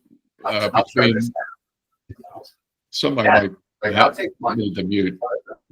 I got it. Yeah, but if there's a change, then staff tries to understand the change, and if they don't agree with the change, they usually will recommend a disallowance or some other type of action in a rate case. And I think that's the vision that the commission had for this particular proceeding, is that for the most part, the plans that utilities come in for, with rate cases should be consistent with, the approved plans. And if there's a difference, then that's a red flag that, has to be dealt with in the rate case. And there should be, logical or good explanations, good cause for why there is a variance. But for the most part, if everything aligns with what's in a plan, hopefully there's not as much, non-consensus about, what the utilities are spending if it's in their plan, and it's already been reviewed, and so I just feel like that's the parallel that they were trying to draw with 9353 is do the plan, get the commission to review the plan. In the end, when you come in with a rate case, you explain the differences, and if they're reasonable and prudent, you get recovery. If there's an issue, then that's dealt with in the rate case. All right, Dr. Bartlett, and then Joyce. Or Joyce, go ahead. Sure. So then help me out with this, because we have stakeholders. Stakeholders are not going to be in the reliability docket too. How do we incorporate to make sure? I mean, John, I hear you. We could just go to the rate case, and then in the rate case, we have to look at the reliability plan, the distribution plan, and then just say, hey, does all of this align? Sure. Yeah, well, I think what Jacob, how do we marry this in one place so that we understand it's important, right? These metrics are important. So I don't know how to wordsmith this to do it, but I think that's what we were trying to do with this section. Yeah, but unfortunately, you know, there's another, I mean, not unfortunately, I think it's a good thing that we have another docket totally dedicated to reliability performance. And as Ethan tried to articulate, I mean, they budget different categories for performance versus, you know, trying to meet load. So they have a capacity expansion category and they have a system performance category, and the reliability docket, you know, pretty much deals with this, you know, system performance type of investments, whereas the capacity expansion type of metrics are dealt with in the distribution planning. So maybe the answer to my question is if we keep this section 05, its signals, these are incorporated therein, you know, like it's like we just have a sentence saying, hey, there's another docket. Right. You know, I guess I'm looking for, you know, shall be. Yeah, I'm going to puzzle that one. Sounds like another. Well, I think that's why this was left here. You know, that there is a chapter 12 that deals with all the, maybe we should say reliability performance metrics. Well, it is reported annually, but plans are developed. Joyce, are you looking for, you know, something maybe like, and reliability performance metrics are reported, yada, yada, yada, and shall be considered? And I think so. I mean, I think we know internally we're looking at them all, but yes, I think I am. I'm opening that one up to the group, but it's not shall be incorporated within, but are, you know, have to be looked at in tandem shall or be considered in something. the development of the plan. Yeah, I mean, I'm just coming off the top of my head. so am I. Okay. And we, you know, consideration of reliability is a part of every capacity plan. And let me just give the quick example I usually give in this case. There's this thing called 4 to 13 kV conversions, which is when you take an old 4 kV, that's lower kilovolts, and upgrade it to modern 13 kV. And there are hundreds of miles of that infrastructure in each, mostly East Coast utilities, especially urban areas, that because that refreshment of that infrastructure takes an extended amount of time, there are two factors that make the decision as to whether or not a particular feeder is upgraded at a particular planning cycle.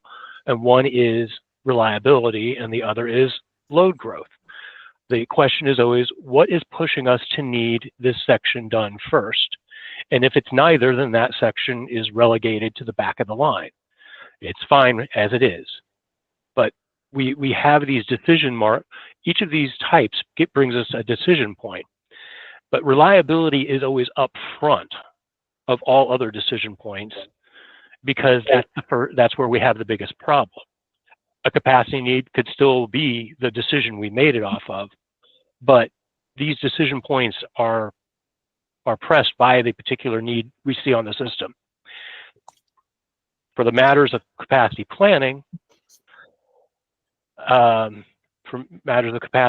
which is what we're talking about when we talk about DSP, it's always going to be load growth that we're going to be talking about. But reliability is always a factor that we're going to look at on any feeder we do some work on. So it's just standard operation for us, and I'm not sure it's needed to inform this stakeholder engagement process where we're not going to change our plan if it's a reliability need. We're going to go and take care of that reliability problem, period, because that's our bread and butter. Right. So just wanted to explain that. Thank you. Thanks, Ethan. Dr. Bartlett. Yeah, thanks. So I took my hand down because John had, my original question was going to be what happens if the indicator is not moving or is moving in the wrong direction. He said that it's considered a rate case. So then my question would be, since this indicator, which is meant to reflect the special emphasis that we're to be placing on vulnerable communities, this indicator is here, but we're going to take it out of here. My question was, will it be reflected in the reliability? Will this be added to the reliability? Because that's apparently not part of the indicator set that the reliability performance review looks at. And then taking into account what Ethan just said, then the question is this this particular aspect of reliability, which is that are there certain communities that are more vulnerable, but that also are not perhaps performing, or maybe in the queue for upgrades from 4 kV to 13 kV? Does the utilities process presently give them special consideration? Ethan says we look at reliability when we decide to make those 4 kV to 13 kV changes, but is this aspect of vulnerable community reliability part of that decision making? I don't know that that's explicit. I don't know if anyone's looking at that. So somehow we want to capture this. That's my basic point, and capture it in an operational way. So whether it's here or whether it's in the reliability, added to the reliability indicators, it does need to be somehow showed up. And this is probably going to be true of some of the other indicators that we've talked about adding as well, even if they might ultimately end up with a different working group. They need to be operationalized. I think that's the point we've been making.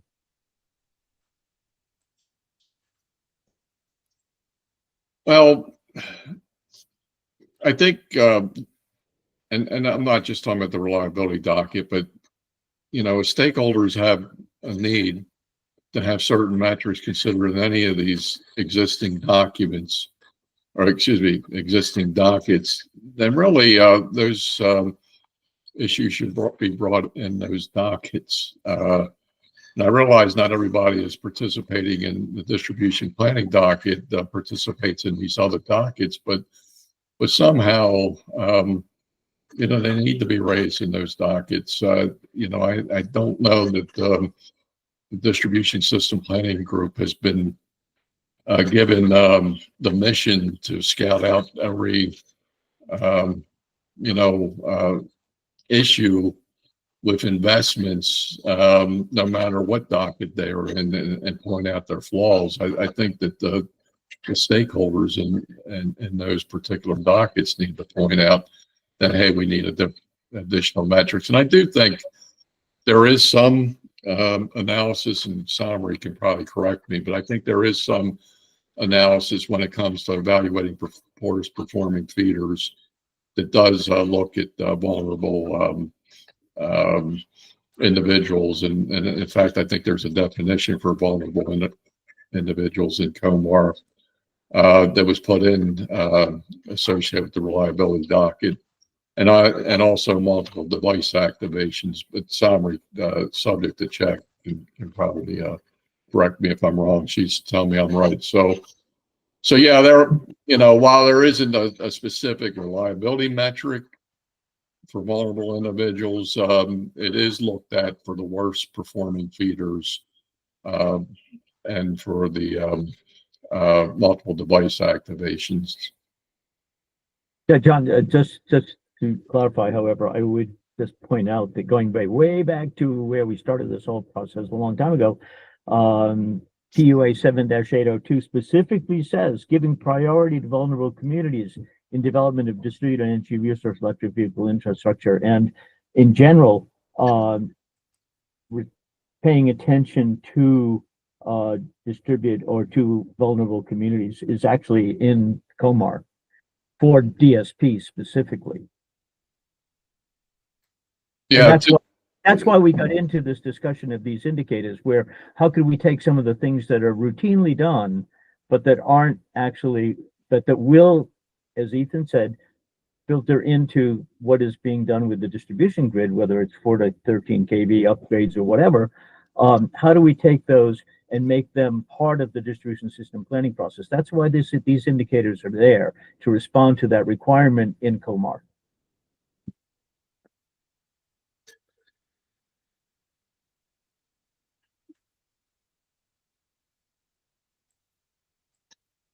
Go ahead, Ethan. I have to disagree with Al's characterization that this is a separate plot process, and these indicators don't tell you how system planning is going. They will not be subject to stakeholder engagement. They will not be, we're going to have this, by the time we report our reliability to you, we will already have begun working on our next reliability work. It will be under construction.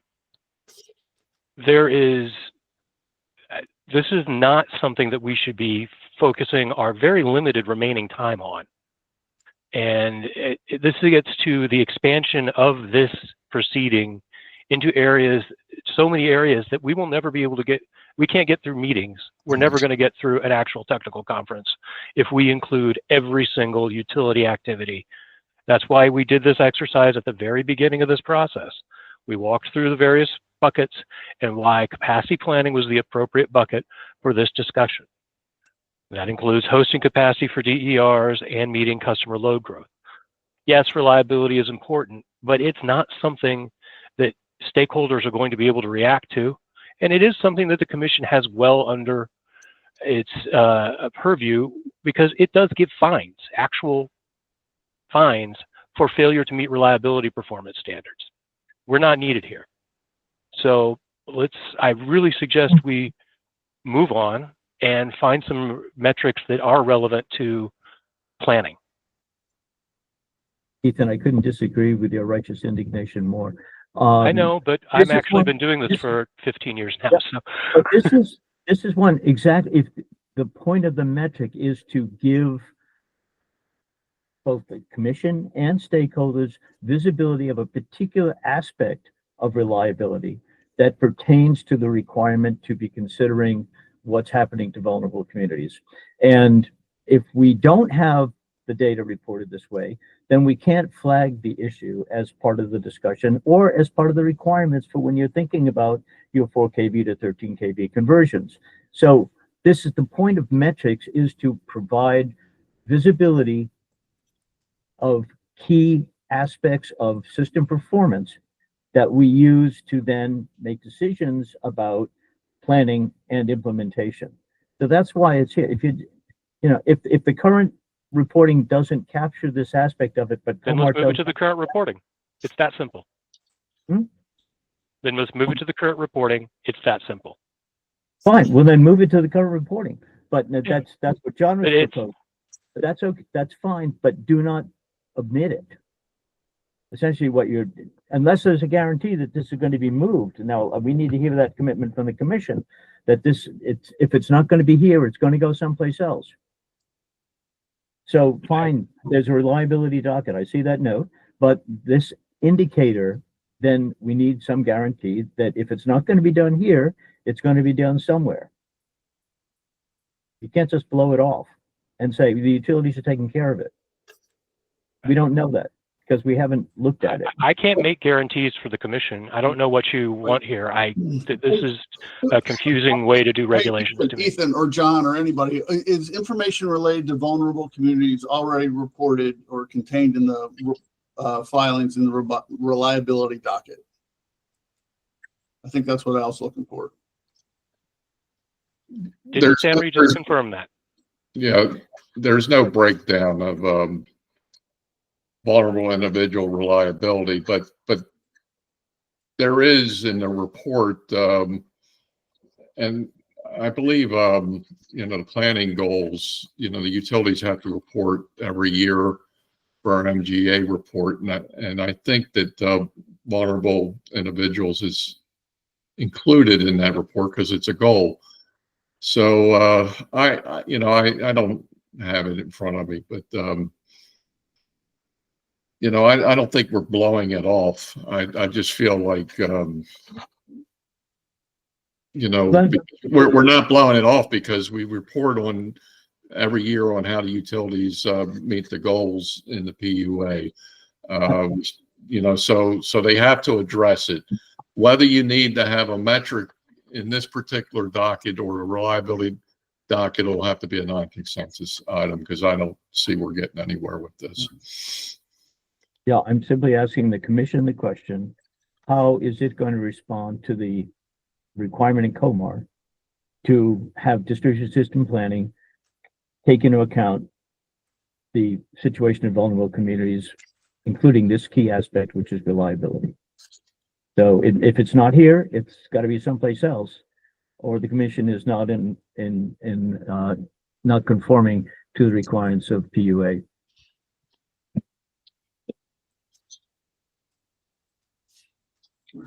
Is that okay? I'm confused, Al. Did you just say that it is in COMAR or that it isn't? It is. It's in 7-802. So it's already in there. Statute. That's the statute. That's not. Statute, right.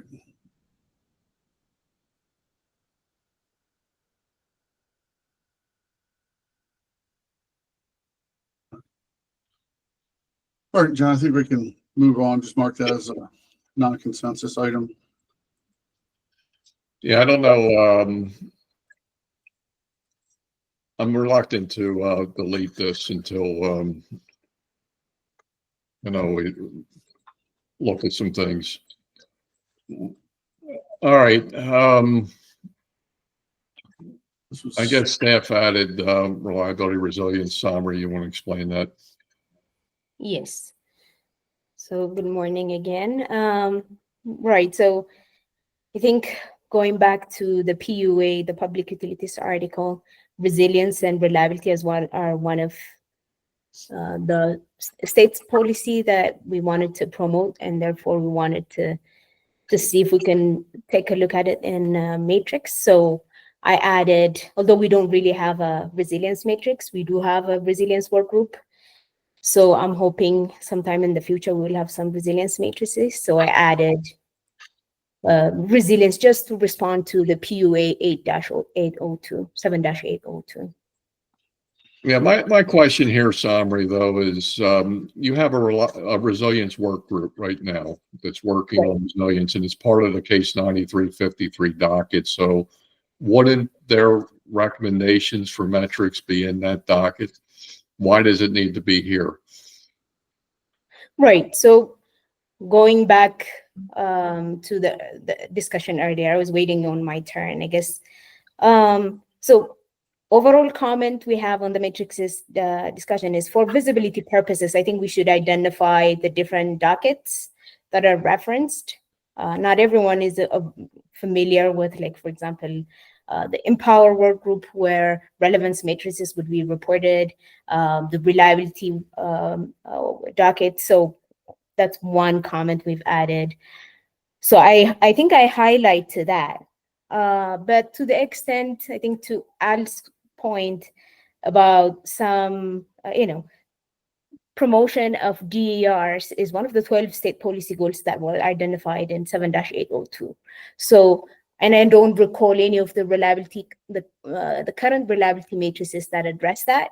So on top of whatever we report in the 9353 docket, we're recommending this additional 3-4 matrices, which the company would have access to as part of their grid needs assessment. So if it's the grid needs is a reliability need, for example, are they considering DERs as potential solution? So they would have that information. So just adding to respond to the DER, the promotion of DERs as one of the goals identified in the PUA 7-802. So I added those comments, but I referenced to 9353 as well. Just because something's in another docket doesn't mean it has to be in here. And again, the utilities are providing a report to the General Assembly saying how they plan to meet all these goals. And they did one in December, and they addressed each one of those goals and had statements to that. So I just feel like, if there's a planning need, it needs to be handled in that docket. And I agree with Al to some extent that the commission needs to make sure that, you know, these questions are being addressed in those dockets. But,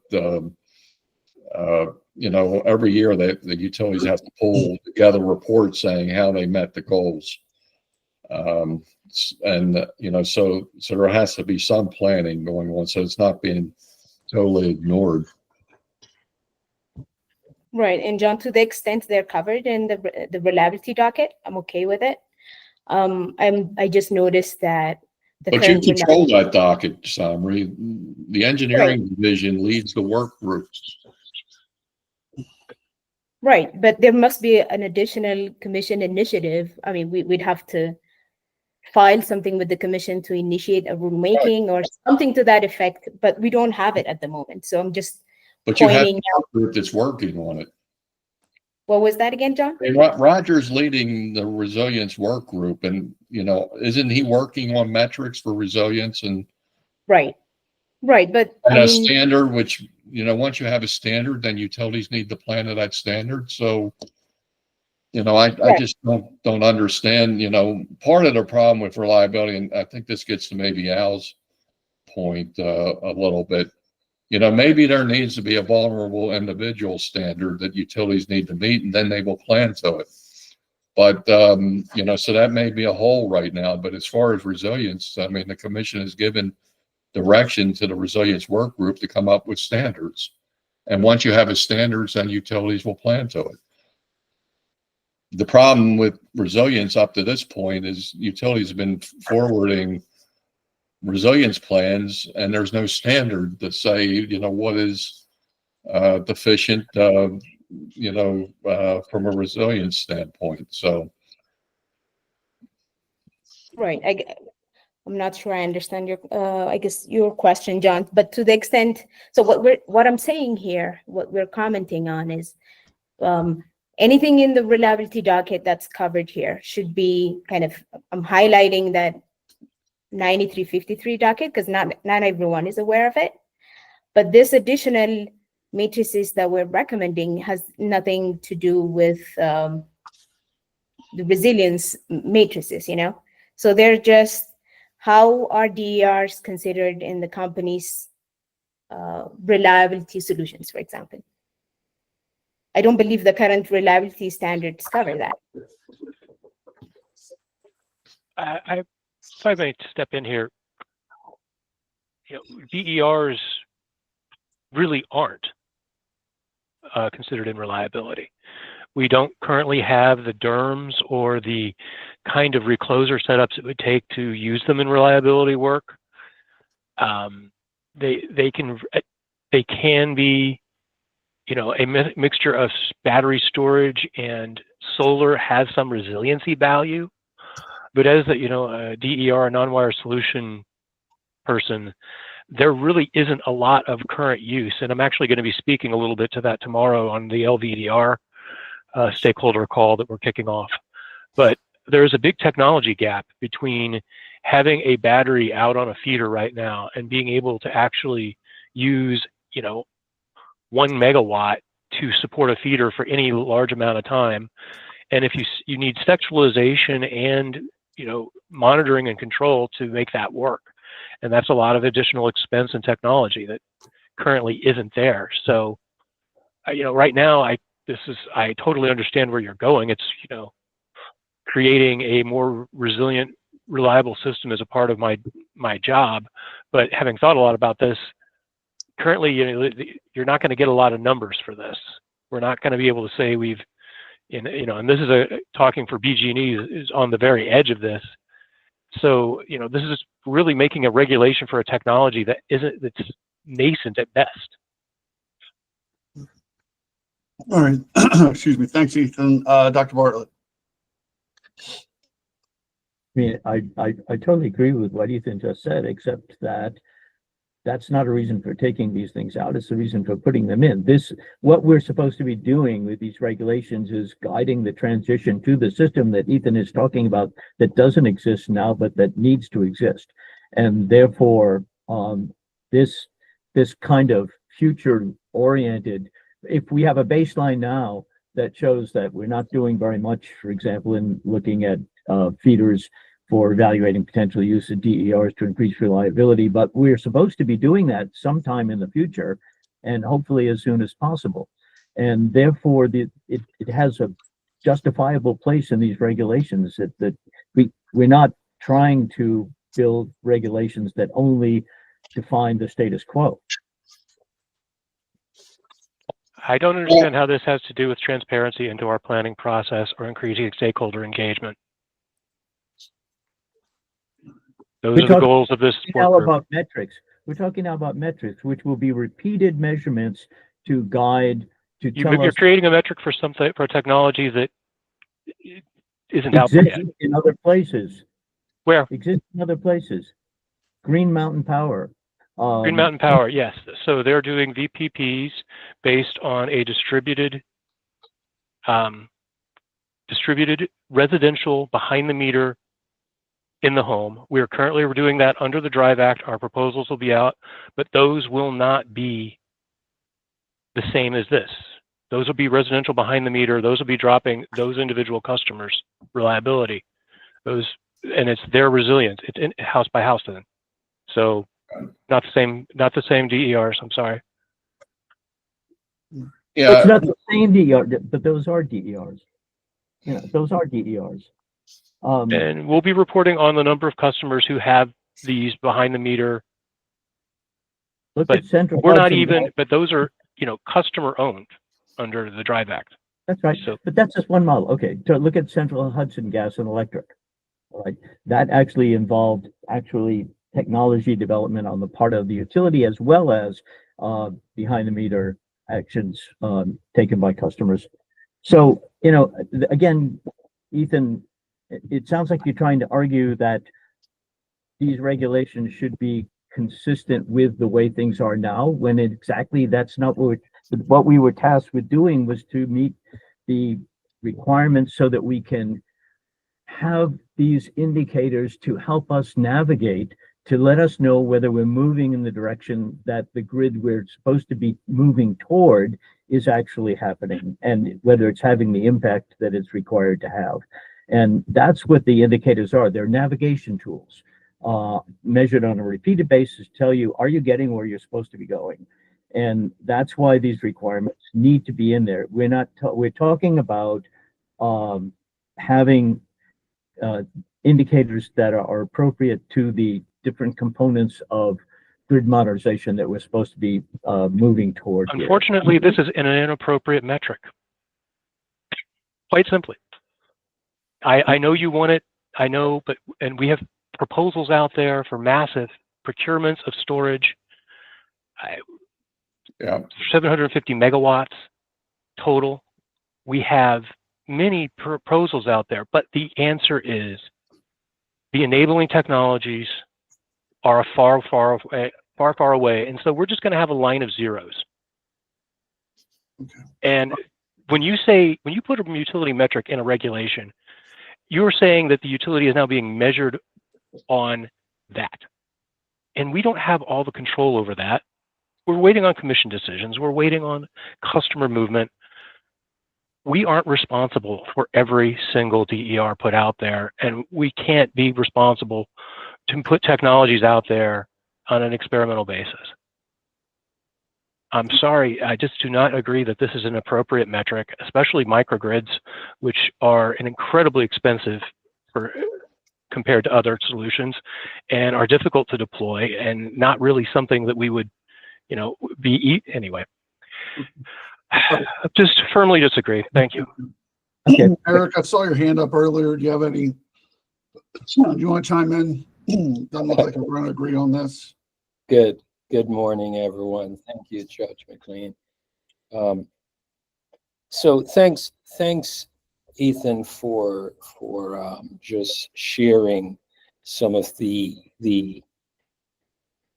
thoughts behind metrics, and Dr. Bartlett, thank you for bringing this topic up. I think it's important as we discuss metrics, right, on how we think about them, in regards to trying to measure whether we are meeting the state goals.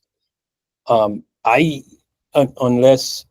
there is an ask for us to specifically say DERs are being utilized in a microgrid or things of that nature, right? And it needs to be, we need X amount to be done by X time, right? Then it's a challenge to think about it that way.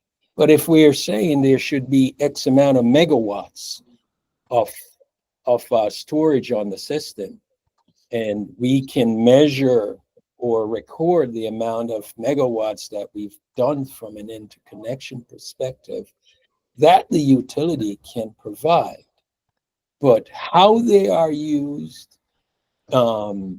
is not something that we define, right, from a resiliency perspective. Just to give you a case in point, if you understand what a microgrid is if a customer wants to island off the system and utilize their sources, right? That's for them to report, right? And how they do it, and whether they use DERs or they use gas generation or however they do that, and how they balance things using solar and batteries and things of that nature. That's customers.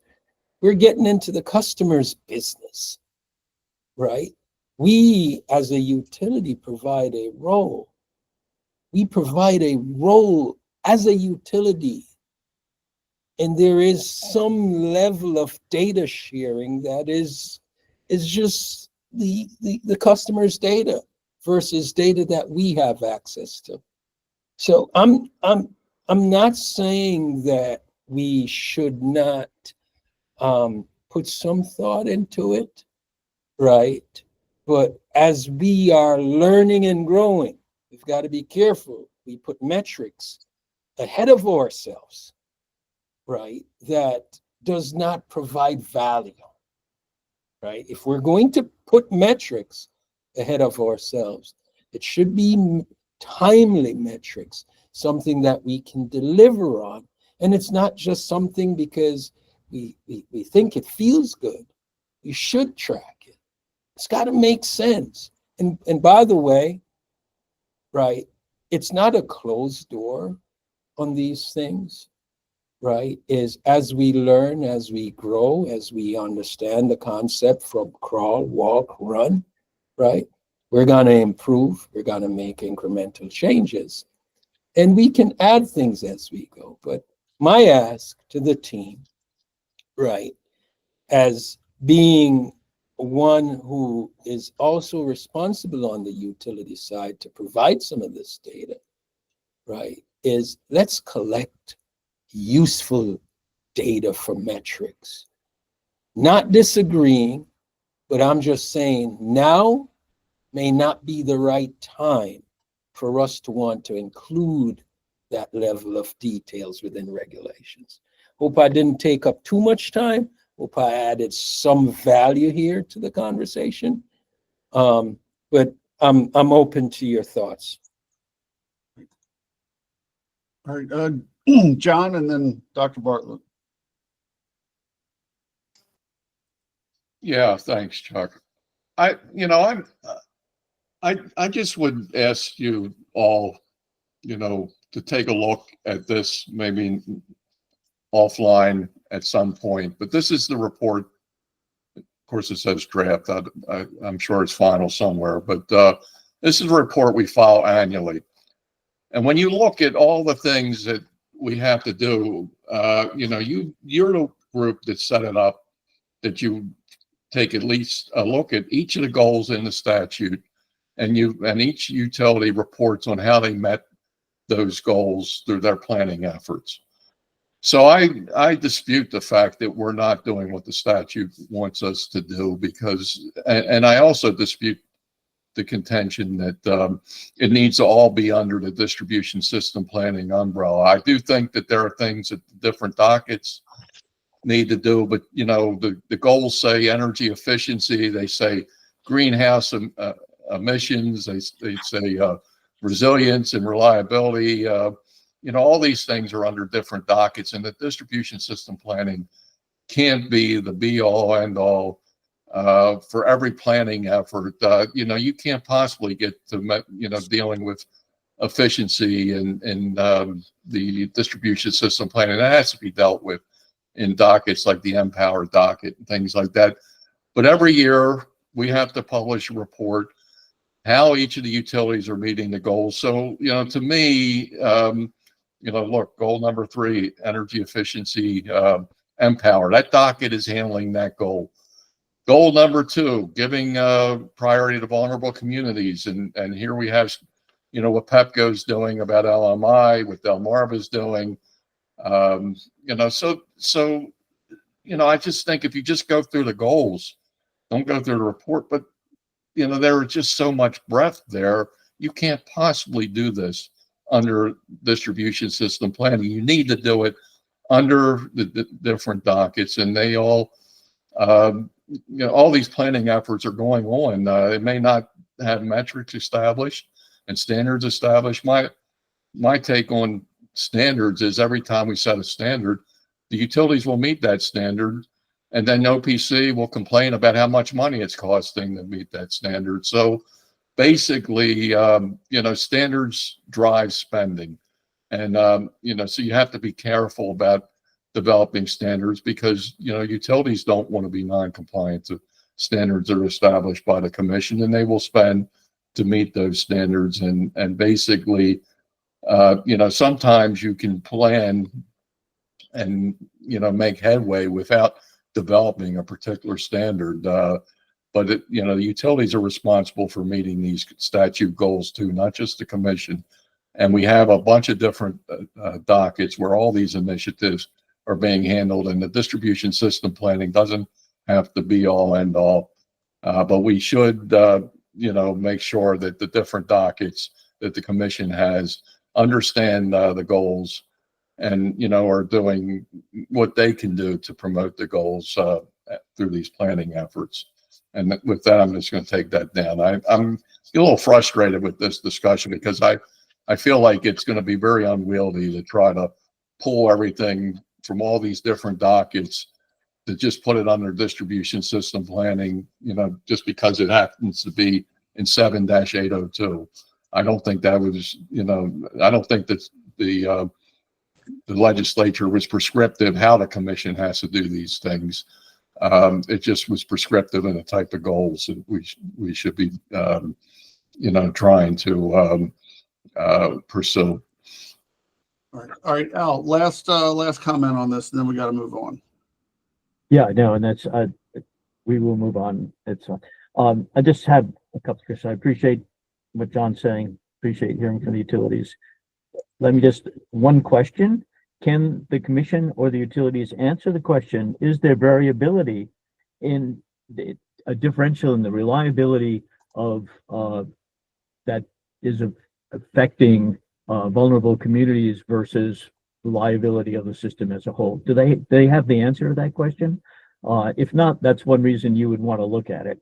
But in terms of what Ethan was saying about X amount of change by X time, again, is what we're supposed to be planning toward. That's actually a core element of planning, which is why you need some way to measure it. I'm not saying that all these indicators have to be in this docket if they should be in another docket, but again, someone is going to have to look at these as we come around to looking at whether the plan is moving us in the direction we need to go. Those indicators need to be somewhere, and someone will have to do the work to go to the different dockets and look at the reports and pull those indicators out. But that, in terms of planning these changes that we're talking about, that specify, I would expect to see in a plan a specification of a certain amount of change in the number of DERs that are interconnected, for example. And that could be a projection. It will require for example, for a microgrid, yes, it can be a customer-sided thing, but that would be the product of the discussion between the affected customers, the stakeholders, and the utilities. And then that would be built into the plan. That's the whole point of this interactive process, is to have the plan reflect a shared vision of what needs to happen and what is feasible and what it will cost and all those other factors. But that's what we're talking about here. And just to disregard it completely and say, well, we can't plan it because it's on the customer side, that doesn't make sense either, because that's the process we're trying to establish, is that communication. So I think we're talking about some fundamental aspects of what the plan is about here. And it's probably not just about metrics, but anyway, we'll just move on. All right. Thank you, sir. All right. John, can you bring up the metrics again, please, sir?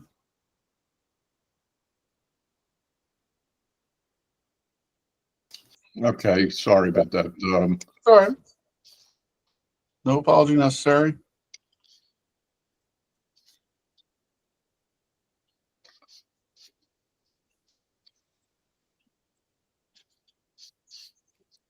All right, so I don't know where we're at. I know Samri talked about this. Is there anything else on this?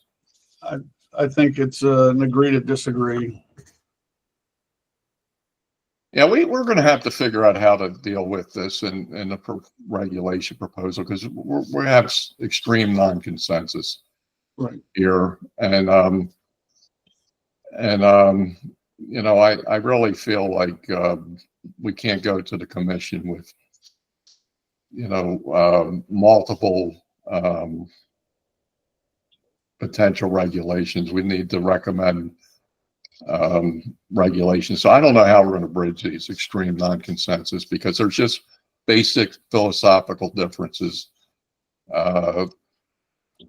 here. And you know, so Chuck, I guess as the work group leader, I really feel like we're going to need your leadership to kind of navigate some of these things. All right. All right. Well, we'll figure it out. But I mean, I think John is correct, you know, to the extent that these things are already reported in other dockets or contained in other dockets by subject matter, they really shouldn't be contained in these regs. So the cleaner we can make these, the easier it'll be for everybody. All right. All right. So, you know, there were a bunch of other things. Samri, are you done with Right. So, yeah, so we just added some matrices here. And then below in the interconnection, there's a discussion about the interconnection matrices. We just point to where those recordings are made. If you scroll down a little bit. Are you going further? No, Further. Taking these in order. Right. So, yeah, I think we just talked about these matrices, I guess. I'm confused, because are we done with resilience? And then reliability was really OPC's comments. right. Right. Okay. So I'll let OPC respond to this. All right. All right. Yeah, so we don't need to rehash all of the good discussion we just had. So these were obviously made in parallel. I think the initial, I'll just comment on, you know, number of customers, again, prefacing this with, you know, I need to double check across with the reliability metrics. And I think the initial strikes here, I'll just add that by customer class, you know, number of customers on each feeder by customer class, that one to me is useful for planning. And I'm not sure that if the reliability report doesn't get down to customer class, that would be useful. And I'll preface generally the rest of this section, and I'll get to some of them are not actually reliability related, so I'll flag those. But in my thinking and developing these, the placeholders, the TBD sections of the data access scope and sources kind of conversations, you know, I thought, well, we're talking about metrics, and so this may be a good place as any to clarify some expectations there. And I tried to harken back to the utilities comments on, I think, Paul Verchinsky's and other stakeholders' comments during the work group, as I saw reported that, there needs to be a purpose or intention. It's not just, utilities do have a lot of data and you can't ask for everything. So trying to be respectful of that. And I can walk through some of the thinking here without rehashing the distinction, I think, which we just identified about resilience or reliability metrics and which working group is tasked with developing those. Ethan? I think we can save some time by simply saying that the utilities oppose these. This is a fine list, Andy, of reliability metrics that are all reported in other areas, except for SAIDI contribution from overloads caused outages, which is not actually a viable metric, and we've commented on that later. That is just incorrect. But we report on our MEDs, we do storm reports. Not really sure why a stakeholder-driven process would need seasonally adjusted rated nameplate MVA for each substation transformer and primary feeder. This is meant to be a stakeholder-driven. That does not mean a rate case. That doesn't mean a litigated proceeding. This level of detail, and you do this in many of your requests, Andy, this is a data request. This is a rate case data request. It is not relevant to day-to-day stakeholders. Frankly, I hadn't even heard of CLID before. And I've been in this for several years. I had to go look that one up. Many of these are far beyond the scope of this non-litigated proceeding, and I know OPC really wants it to make another version of a rate case out of this, but it's simply not appropriate, and not appropriate for the kind of level of stakeholder that you want to get in these kind of proceedings. The whole point of this, and that's in the Commission's final original order, was not to make another rate case, but to make something that was actually helpful for non-technical stakeholders to participate in. These requests from OPC from phase one on continue to be rate case level, just far too deep into it, and also reliability, which is inappropriate for this proceeding. This is about planning, not reliability. Thank you. All right. Thanks, Ethan. Noted. So again, I don't want to spend as much time on each of these, but for example, so CLID, I think, is potentially something to recommend to the resilience work group, as that is a definition or metric, trying to extend beyond the sort of, usually when reliability metrics are reported, major event days are excluded, and understood, Ethan, there's possibly some reporting on major event days there. The intention here was to tie it specifically to, things like medical certification, where a battery deployed at a customer's location, where they may have a dialysis machine or oxygen machine, and they face an outage. There's possible overlap with eventual. Again, this is pointing towards the future, so giving a nod to Al's comment there that some ideas here are pointing towards establishing a baseline to then improve upon. If you so deploy, we're going to have a stakeholder planning process that has people planning for local individual medical needs. That's where you're going with this? Not individual, so preserving customer privacy and all of that, but having the utilities actually report on the amount of customers meeting those designations that have. We do that in storm reporting.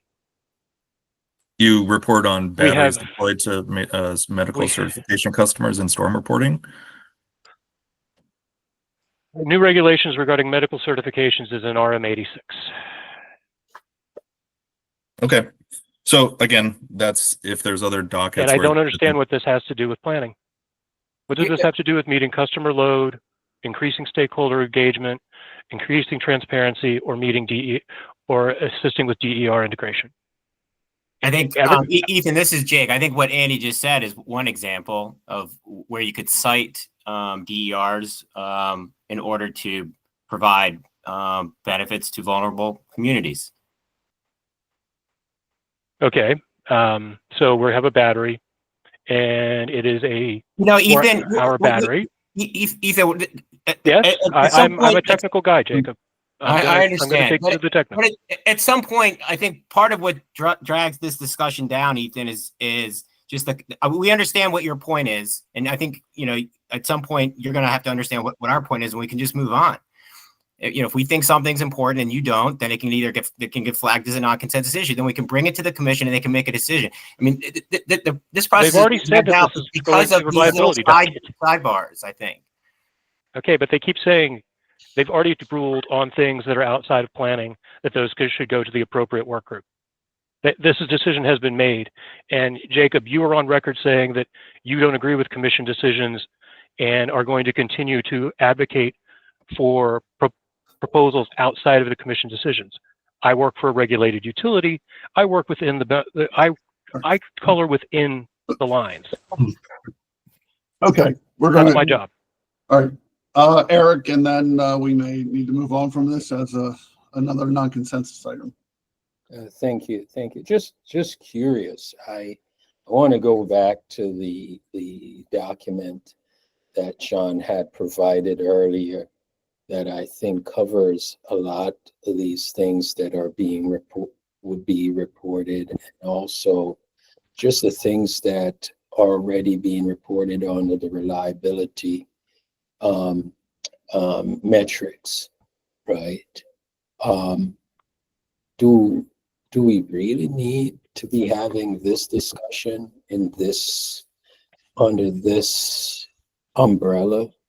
Do we need to have the same discussions multiple different times? Just trying to understand and just have a little conversation and see if we can align on something, because if we put data set in every single interaction we have, right, then it's going to be a discussion point at every time we're engaging. Is that what we want? It's a question for the OPC team. Or do we want to have a more efficient and effective process of how we engage together, right, on different points? Do we want to be discussing it in 5 different locations, or would it be good to have the discussion in one, and what's in the best interest of Maryland, in the entire stakeholders that's involved in our process from a regulatory front? Just curious, because I'd like to understand, because I'm seeing that there are documents that provide this information or some information like this. Curious. That's a question, that's a direct question for the OPC team.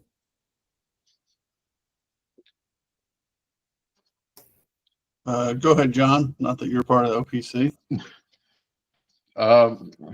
Yeah, I guess,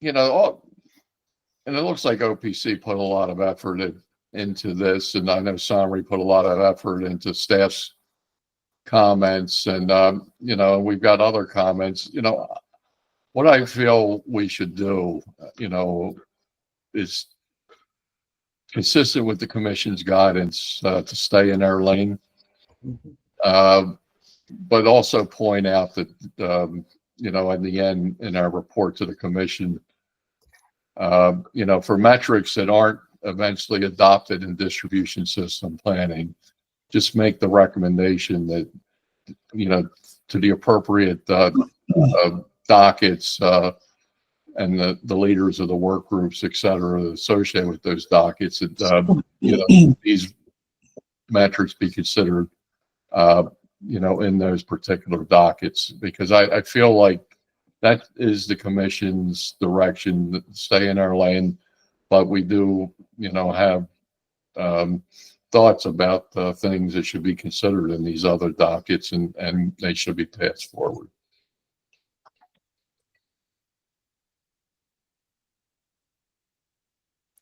I guess my response to Eric's question was going to be to repeat the question because I didn't follow it. I'm not sure if John answered your question, Eric.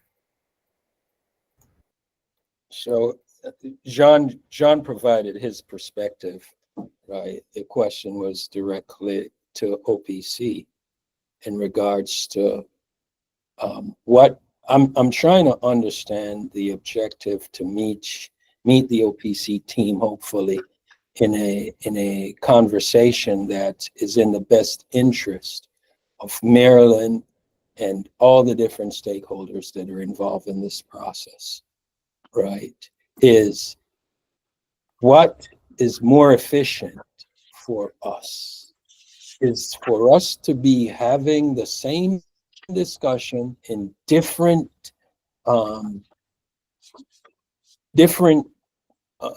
proceedings, right? Or for us to be more efficient and more effective by, to John's point, I'll borrow some of John's recommendation from his perspective, is having the conversations within where they should be had and have it there alone, in versus having it 3, 4, 5 times. I'm curious, what is the preferred way that the OPC team would like to move forward?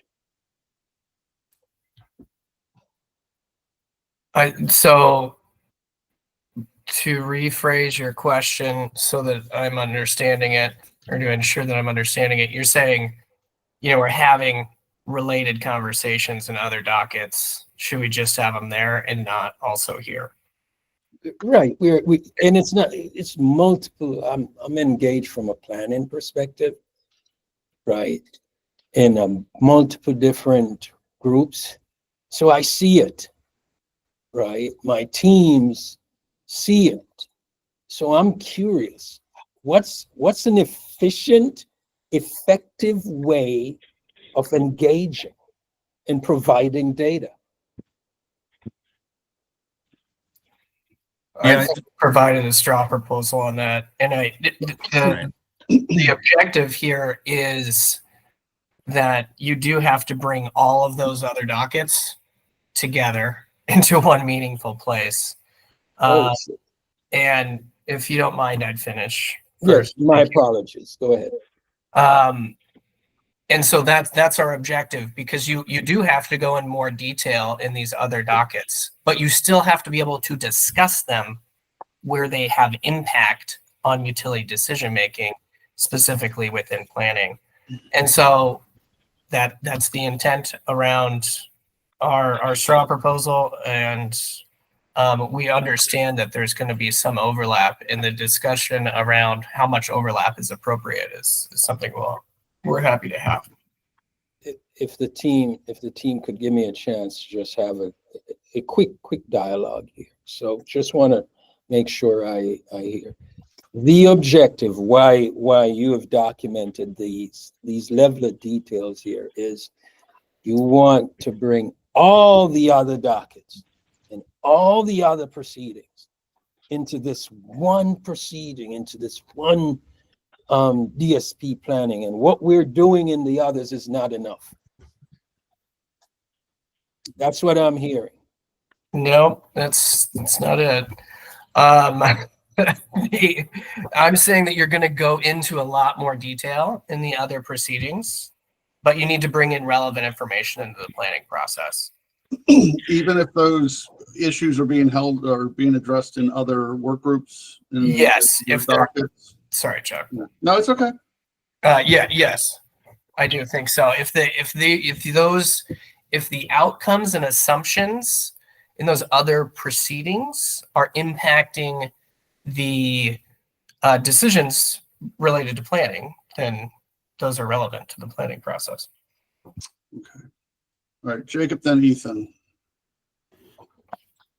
Yeah, I was just gonna say, I think I support what John had recommended. I think it's a position we've pretty much held since phase 2, that, these potential metrics that are kind of here are referred to the appropriate working groups where they more closely relate for discussions. And so, that was our position, I think, during phase 2. I think that's consistent with the commission order that came out after phase 2, telling, as John put it, kind of for DSP to stay in our lane and allow those other areas to kind of oversee those places. So I think I would support kind of coming out of this part, that recommendation to the commission that, these are potential metrics that the DSP group has discussed, but and passing that recommendation along to those other working groups that have purview over those reporting processes for them to consider these metrics, as well as, the state goals and objectives in their reporting processes. All right. Ethan, go ahead, sir. I have good news for Mr. Auslander. There is such a proceeding where everything is considered, and it's called a rate case. And the commission from the outset of this proceeding has consistently, time after time, ruled that we are not trying to make a litigated proceeding here.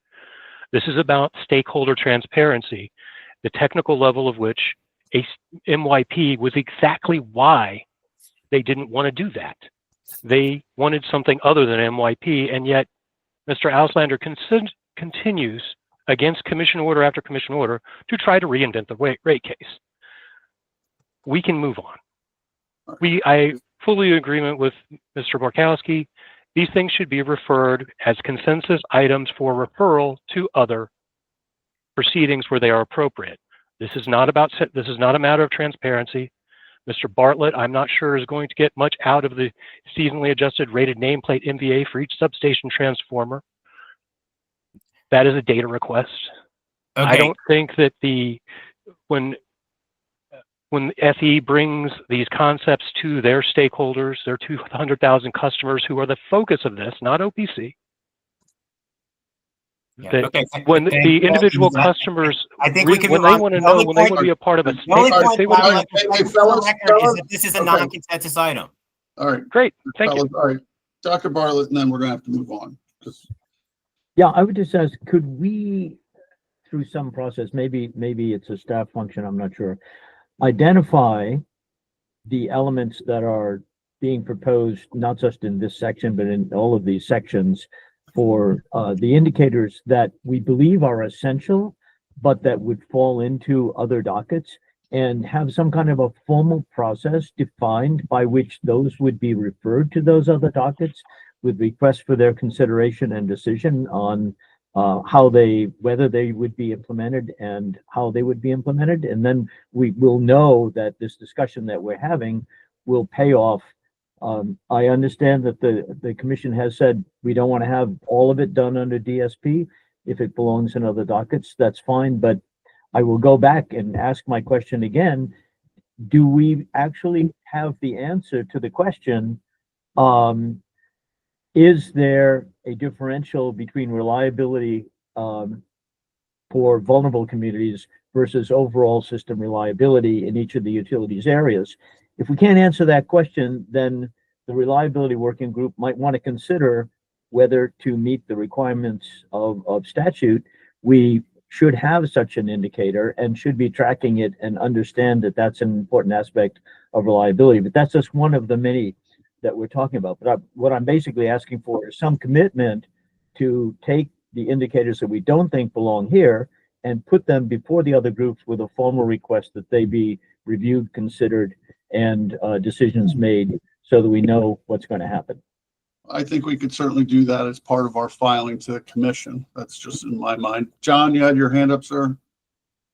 I was going to say the same thing. I mean, we can, as a work group, say, here are metrics that are covered in this work group, that work group, whatever work group that have been, recommended by stakeholders in this work group. And we should request the commission to basically assign that particular work group, those particular metrics that pertain to that work group, and ask that they report back to the commission at some future point on, what they will do in response to the request from this work group. So, that's just a procedural matter. We can't do it directly. The commission has to do it. Thank you for that. And I'd like to, just for Al's information, no, we do not have a differential across our system between disadvantaged communities and other communities. However, OPC in our last rate case did oppose upgrades to 4 to 13 kV conversions based on their remaining number of disadvantaged communities on those feeders. Okay. All right. Let's move on. John, you got the next slide. I mean, if this is what it's going to turn into, we're just going to have to, I don't know if this is going to be a good use of everyone's time. Exelon, I'm sure you guys feel the same way about the rest of these proposals, at least on, through Q that Sean's showing. Yeah, I'm gonna leave this stuff in here.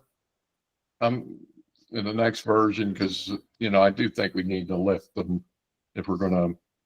I'm not suggesting we take it out. I'm just seeing, I mean, if Jacob or Ethan could just weigh in, does this all fall under, other work group type issues? So I think the problem, Chuck, is that, a lot of these things cross over into other groups, but what we've come up with is what we believe you would need in order for there to be a actual, like, meaningful, transparent stakeholder participation in the development of utility distribution system plans. And it's really that simple. I mean, I don't know what else we can do other than put forward our position as the advocate for Maryland's residential ratepayers. We've done it with in consultation with expert witnesses. So even though we're not engineers, we're working with consultants who have either direct technical knowledge or access within their teams to the technical knowledge we need to put forward these proposals. I understand that OPC's perspective is not going to be the only one that's considered in this process, but when we come up with our position and we're discussing it here, we'll be as flexible as we can be. But if we believe that what we're saying is what the commission should do, then that's what we're going to communicate to the commission, and we would prefer that this not be considered a consensus item if OPC is not part of that consensus. I wouldn't dream of calling something a consensus item that isn't, and I'm not questioning your how you developed it. I mean, you developed it. It is what it is. I understand your recommendations. I mean, if it's a non-consensus item, it'll be labeled as such. And I guess the indications are that at least BGE is not going to accept it, and OPC's position is like its position, so it's a non-consensus item. I think that is clear to anyone who has been on this meeting. Well, we wouldn't want to use our utility veto or anything, so no. Okay. Are you guys going to save that for later? Oh, is there a utility veto? That's the first I heard of that. You haven't been watching the hearings at Annapolis then? No, I was at that. That was sarcasm. Yes, I was at that hearing, and I was not happy about that. And I appreciated your comments. All right. All right. Again, Ethan, Jacob, same position on this type of that's what's up on the board. Yeah, I would generally agree. Largely the same comment. I would also flag it, and I think Ethan had mentioned this earlier. I think some of these also verge into data requests more so than metrics, especially around aggregate 12-month billing data or different things like that. Again, don't need to dive deep into it, but just flagging some concerns also around what's a metric versus what's a data request. Okay. Go ahead, Eric. That's Jacob asked a really, really, really, really good question. What is a metric? Right. What is a metric, and what's the purpose of a metric? Right. And when I look at a list of this sort, right, I'm not sure if you all realize I'm trying my best, to think of the whys behind the information that's being requested. And I'm not asking to say no, right? But it's to better prepare us as a holistically stakeholder group, right? What's the why behind this level of detail? Especially, could you just scroll up? I'd like to see A through. Please. Thank you so much, right? The list of worst performing circuits, defined as circuits in lowest quantile, right? Yes, my question is why? Why this level of detail here. If the OPC team could Yeah, just, I can handle I'm that. trying to learn. I'm trying to learn why. Yeah, so this, as you can see on footnote 82, I referenced a recent LBNL report, bridging the gap between utilities and regulators. So this level of detail was recommended for, I think initially, and the reason I went to this more expanded detail, but for a limited subset of feeders, was I think the initial ask of the teams in the draft regulations was something like that first item, which was struck or recommended to be struck by the utilities around SAIDI for voltage violations by feeder. And the discussion, as I saw it in the work group, was this is overly broad. We don't have this. It's not the right information. That's not how things are analyzed at the utility. So I wanted to, and in this report, if you reference the sections before they get to this list for the worst performing circuits, sort of recognizes that limitation of saying there's a lot of voltage data in particular at each feeder and over time, and that's unreasonable to sort of just give a blanket data request or information out. However, for certain of the worst performing, that's been an area where other jurisdictions, I think Connecticut has implemented this into regulations, and so they are able to maintain stakeholder transparency over time to see. And I could vouch, when I was at Portland General Electric, we certainly had feeders that would continually rank with poor reliability metrics. That's not a statement on any of the Maryland utilities. But because of the customer growth, the new load that the utility over there was required to serve, those kind of persistent reliability issues, which you could see also happen to correlate with vulnerable communities, just kind of didn't get capital investment.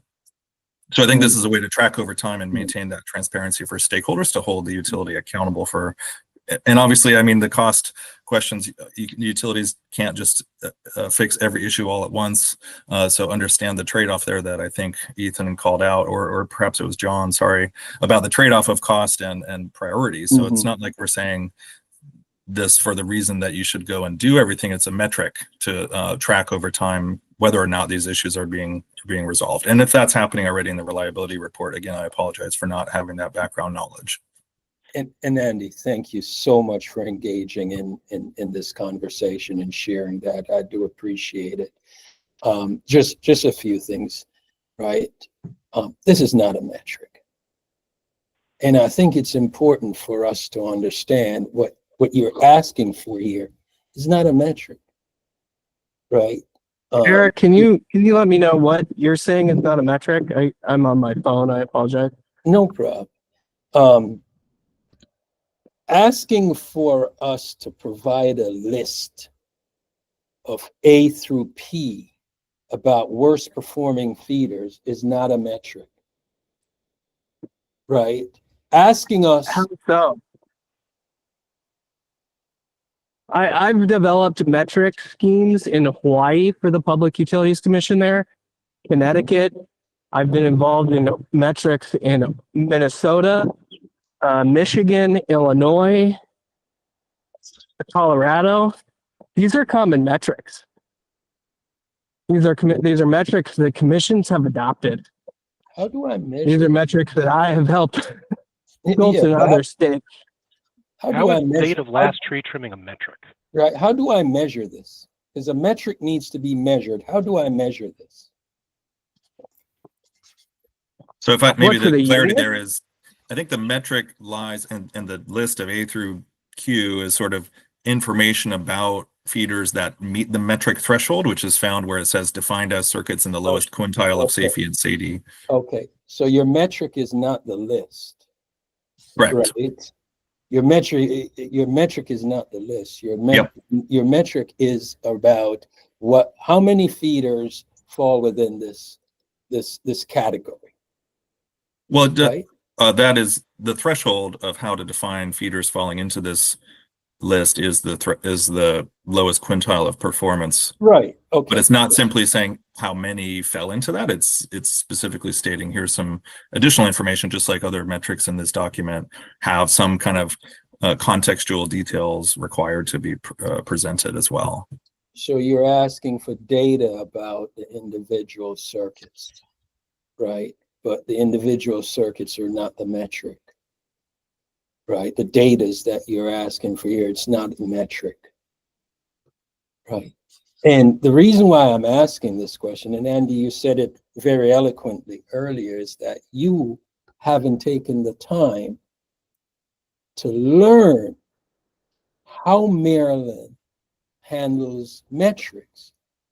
And these are already addressed in our reliability metrics, right? So the challenge we're having here, right, is that there is already a structured environment that handles these metrics. And as a stakeholder, I think it is important, if you're going to be an informed stakeholder, is to be informed how we do things in Maryland. And not just borrow from Hawaii, borrow from New Hampshire, from Texas, from New York, but learn and understand the structure of Maryland, because Maryland is unique, right? And I think if we as stakeholders take the time to do that, these interactions here would be so much more engaging, right? Thank you, Andy. I do appreciate it. And also Jacob, for sharing your thoughts. It helps me to learn the whys behind, why you're asking these things, to help us better prepare. So thank you very much. I do see most, if not all, of the data requests that comes from a reliability perspective and a capacity perspective too, right? So I see, and I know who is asking the data requests, right? Hence, some of the reasons for my questions is because I'm getting mixed signals, right? I'm getting mixed signals, and when in any relationship, any engagement, when there are mixed signals, it leads to chaos, right? Right. So thank you for that. All right, go ahead, Jacob. Okay, real quick. First, even in this list, I, J, K, and L are clearly things that you measure. Okay, and if that's the big hang up, then let's just put information up in the preamble part, because it's information that you would need to understand any other metrics that we come up with. The other point I'd like to make, Eric, you're wrong. This level of detail is not provided in 9353 unless something drastic has changed in the past couple of years that I haven't been handling that docket. And then finally, I'd like to conclude with pointing out the absurdity of you asking us to get informed when we're trying to come up with a process for getting information from you. All right. Well, okay, we're obviously not going to disagree on that, but let's just try and keep this civil. All right. All right. John, you want to move along, please?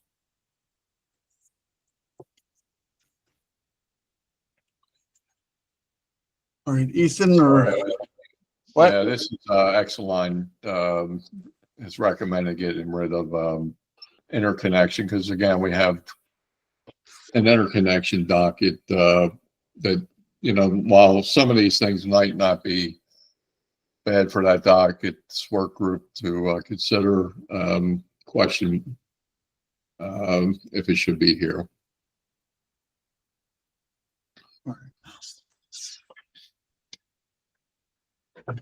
Any comments on this?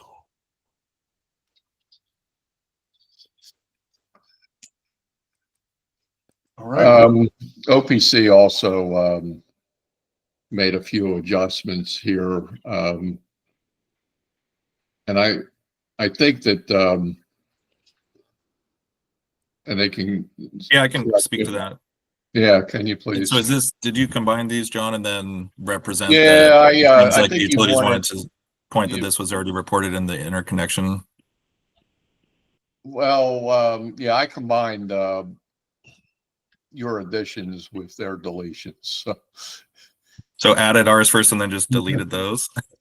Well, I mean, think fair you enough. want I mean, based on additional obviously hosting based on- capacity, and I think you want it on a project-specific basis. So I think these were ads. Yeah, our edits here, just real quick, even though they're shown as being struck right there in the yellow, our edits were meant for this one just to, for obviously additional hosted capacity is a small thing, just saying, I think that was the intent, was just to talk about the incremental investment versus total capacity. Just wanted to clarify that. And then the other one just being, and this was a conceptualization of the hosting capacity upgrade plans, not being sure where those sat in terms of requirements between the interconnection working group, even though I had reviewed that final report.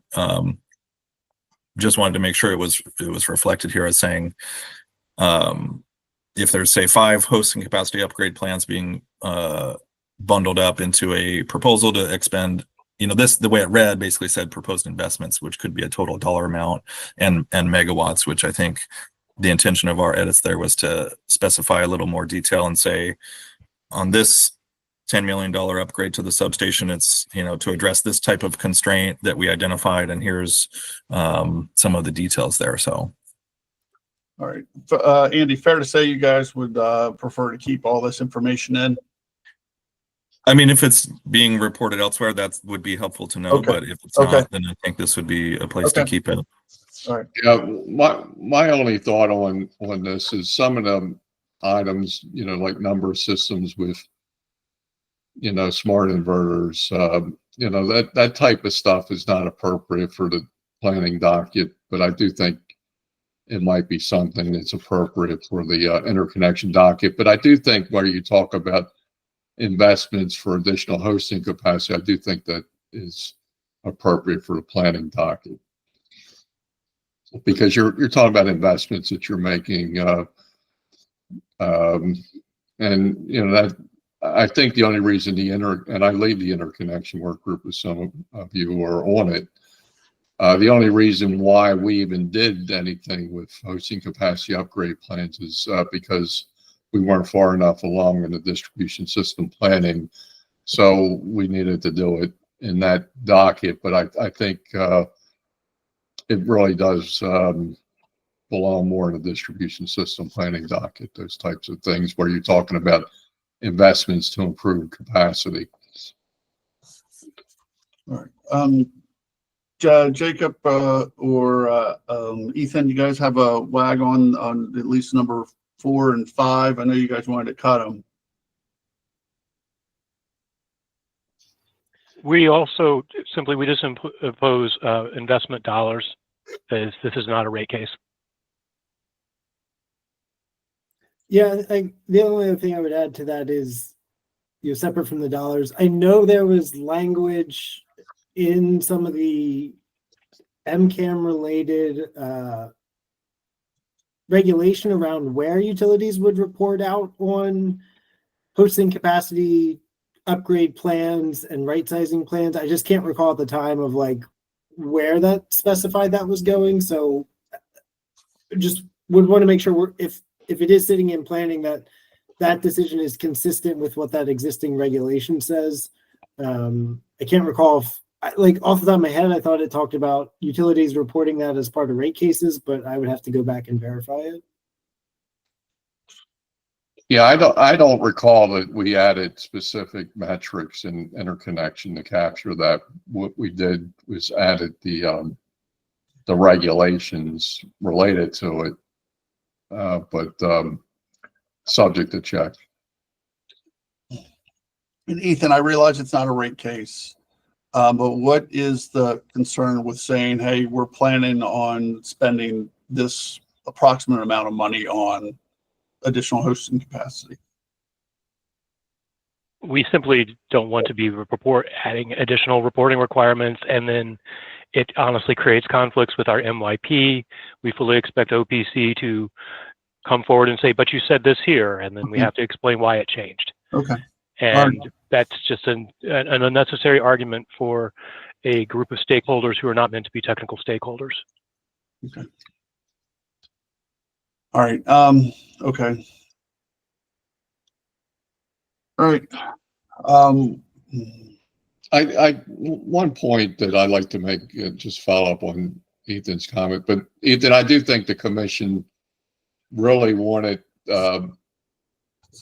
you know, to address changes in plans in rate cases, and to the extent that you're not reporting it in a plan, then you really can't report on a change in plan in a rate case. Because I think the commission's model really was, you know, there'd be less things to deal with, you know, if utilities had a plan and then they came in the rate case and they were pretty consistent with the plan, or at least if they weren't consistent, there was reasonable explanations for it. So I think you need to, at least where you're enlarging capacity, which should be part of your capacity expansion categories, you probably need to talk about dollars and projects. Mark just threw in the chat, looks like it's from 20.50.09 6, which Okay. utilities shall describe all hosting capacity upgrade project right sizing projects, describing their forecast inputs and assumptions in their next rate case to assist stakeholders in a prudency review. Yeah.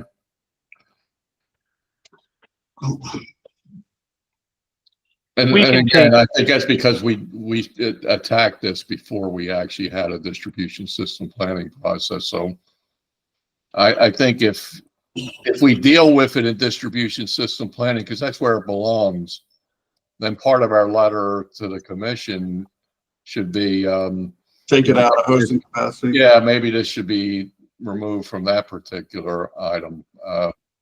You know, everything is not perfect. I mean, we did things that touched in planning and the interconnection work group just because, you know, there really wasn't a planning effort far enough along to deal with it there. Okay. All right, that's good. Good option. At least keep on the table. Yeah, Al. Yeah, just briefly, I just put into the, I put in the chat a definition that I took offline of metrics in a business sense, which are basically, it stresses the fact that they are they're data-driven ways to monitor progress towards goals and identify areas for improvement, blah, blah, blah. But basically, so that's there. But I'm just looking at this, the pieces that Mark and Jacob both pulled out of 2059-09-06, and where it talks about the utility describing hosting capacity upgrade projects, describing their forecasts. So the forecast is where the metric would come in, because that's the target you're trying to set. And then using that metric to assess movement towards that set target is exactly where these metrics, that's what we should be talking about. It's how these are going to be used to establish planning parameters that we will then track project towards. And I think that since Eric had asked the question, what are we talking about? This is what we're talking about. And I don't know if Jacob or Ethan, you saw in the chat, rather than investment, Andy had suggested estimated cost. My guess is that's probably not going to sit well with you for the same reasons. Actually, we've been discussing it. We want to take that back. Fair enough. Fair enough. All right. Anybody else on these? Yeah, go ahead, Joyce. Small point, footnote 83 was looking for some definitions of underserved communities. I'm going to drop in the chat the one that MEA uses. It comes from statute, just for discussion. Excellent. Thank you. 1701. Joyce, is that the definition with overburdened and underserved? It is, Jacob. I have two. I've got low to moderate income, which comes from the community solar, or the and then I have overburdened or underserved, 1701. I know it's not vulnerable in terms of medical vulnerability, some of the things we've talked about. So it's, I don't know if that exists anyplace else in Comar, but those are the two that we use. Yeah, and I totally support you using it. When we were talking about it, that's what I was thinking, even though I never really made the connection that it doesn't. Yeah, so I've got Thank you. So LMI, so those are just the ones that we use in our, Which one did you like, Jacob? The first one? No, I think they're both ways to define what I think OPC would consider vulnerable communities. All right. I think I may have. and we concur, when we say vulnerable communities, we use both LMI plus overburdened or underserved, which come from two different places. Okay. All right. I'm sorry. I got it now. All right. Thank you. All right. All right. Food for thought. All right. All right.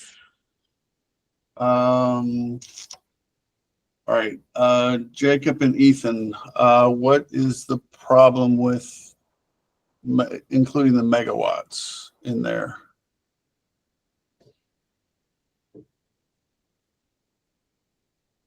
Hold on.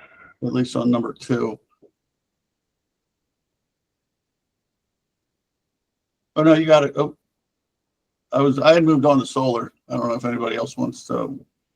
I thought we were done with hosting capacity.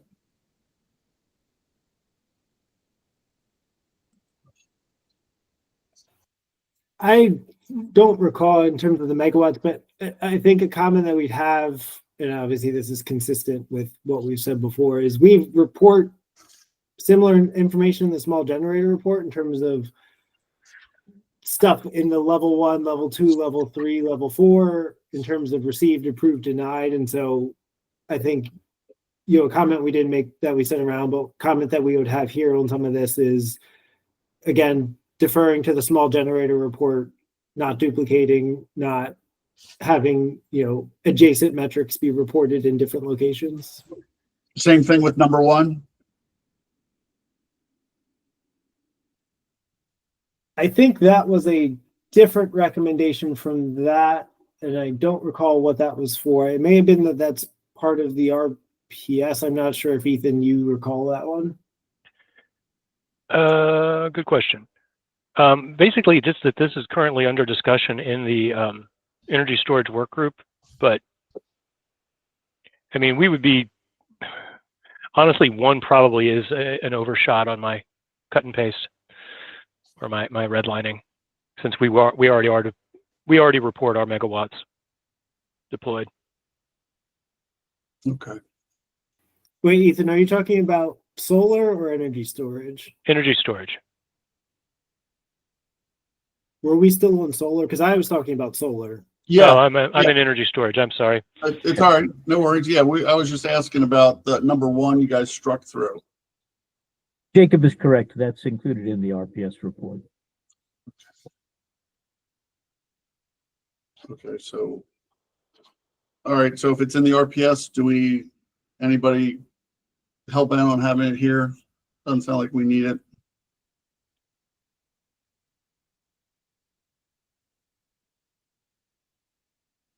All right, once, twice. I'm afraid to get rid of anything. To tell you the truth. I guess I had sent some red lines on that one, which didn't seem they got reflected, but it was mostly a question and trying to fill in what we meant by percent of consumed electricity, if that was just meaning of the total load served by the utilities, how much is coming from solar, or if it was meant to in some way reflect the percent of solar output that's consumed on site by the customer versus sent back to the grid or something like that.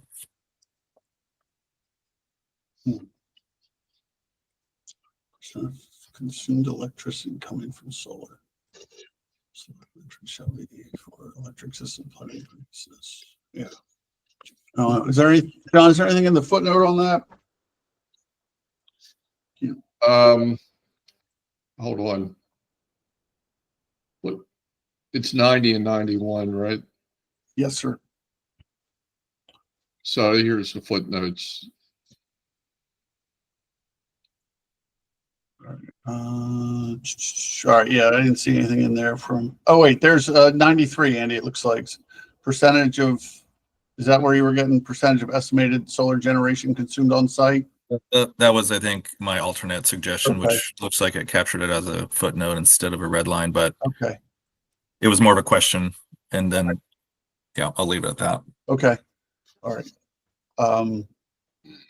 Yeah, I had a hard time incorporating people's comments. So where I did have some footnotes that had some suggestions.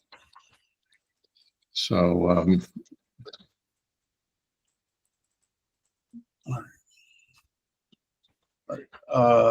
my guess is that again, if that's already in the RPS, do we need it here? John, what do you think?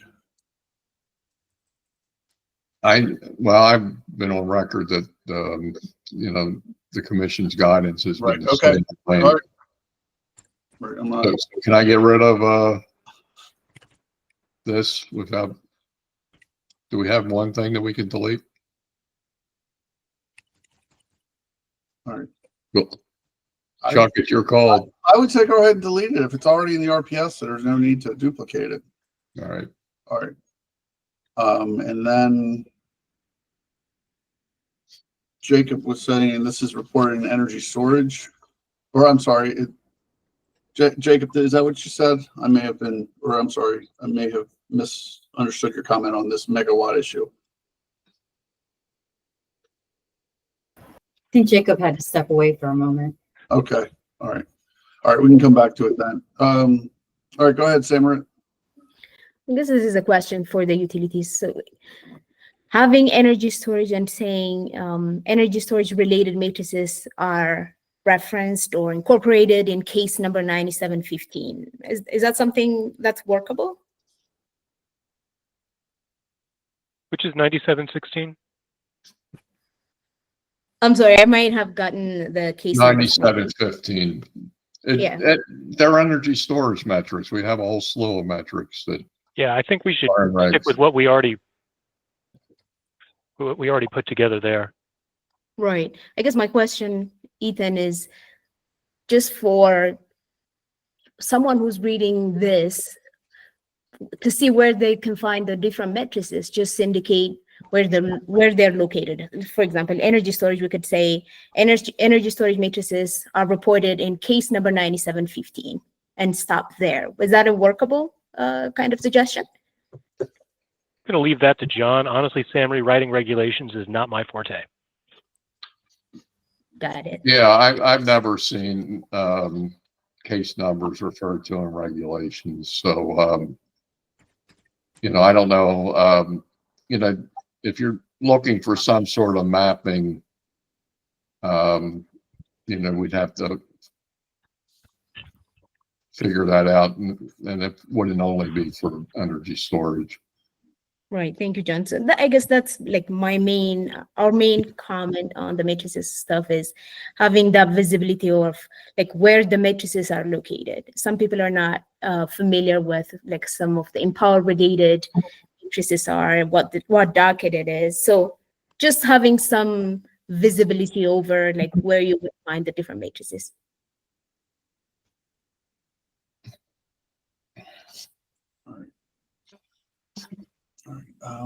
All right. I'm sorry. I actually saw in my notes. Exelon's concerned with including the megawatts in front of nameplate capacity was that it's included in the small generator report.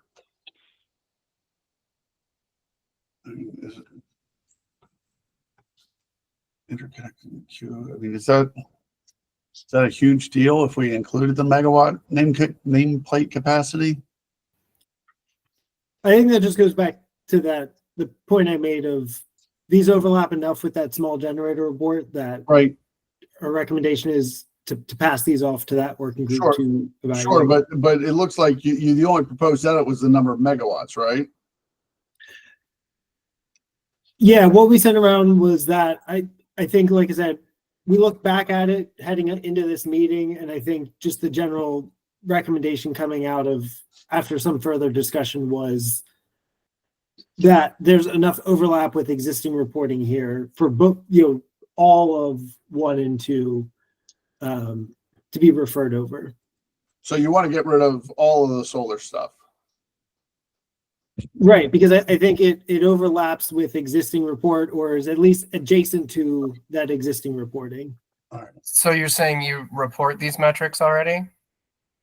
I'm saying we report on the metrics that are similar, like projects in level 1, level 2 that have been received and approved, and different things like that. And so as we, consider metrics, if metrics are adjacent, they should be considered in the existing reports that are there, and shouldn't necessarily be in a separate location. I think pretty consistent to what we've said throughout the metrics discussion. Yeah, and we'll stay consistent on our end as well. But can you help by providing a link to the similar metrics? Because the exchange I had with Eric earlier really confused me about what you do and don't report on. I can find, the case number that the small generator report would be found in, but I'm sure OPC is familiar with that case and that reporting. Right, John, it looks like that whole thing, at least for Exxon perspective, should be struck. Right. And I'm not saying it's going to be struck. I'm just saying it's just to reflect their proposed edit. Yeah, what I think I'd like to do after this is over is put everything that is non-consensus like that, that the utilities one struck in a separate document, and basically try to deal with that as far as making sure that we identify the other dockets where these things are handled, and just keep it on the side for now. Okay. I really feel like there is an opportunity for a lot of consensus metrics when it comes to capacity. And, I think these non-consensus metrics on both sides, my recommendation is going to be just to keep a running list of it, because I think in the end, we're going to have to give it to the commission. No, understood. But you just want to include that solar in the non-consensus. Well, Yeah, this one right there. Yeah, that one. Yeah, I think if I understood Jacob, they want the whole thing struck. all right, so I'll just have to make a note.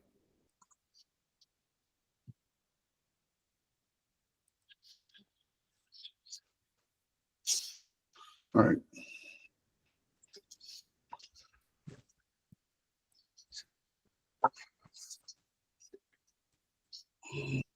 Okay. All right. And Sorry, go ahead. to get drilled down into this a little bit. Jacob, you report something that's forecasted in the small generator report that Ethan just shared? I said we reported similar numbers. What do you mean by that?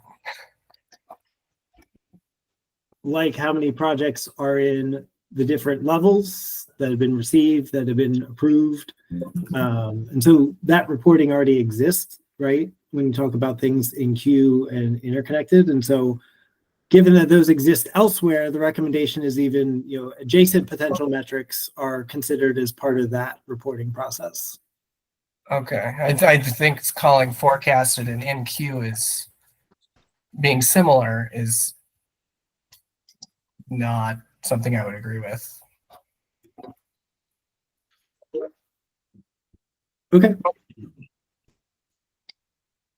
All right. All right. So I think we touched on energy storage a little bit. Although Ethan, I think you were saying that you got a little, I don't want to say out of control, but overdid it a bit with your redlining here. Is that correct? Or well, now that I'm remembering, and John, how much of this is already in the storage? We have draft storage regulations, and I did not think to cross-reference with those when I was going through these.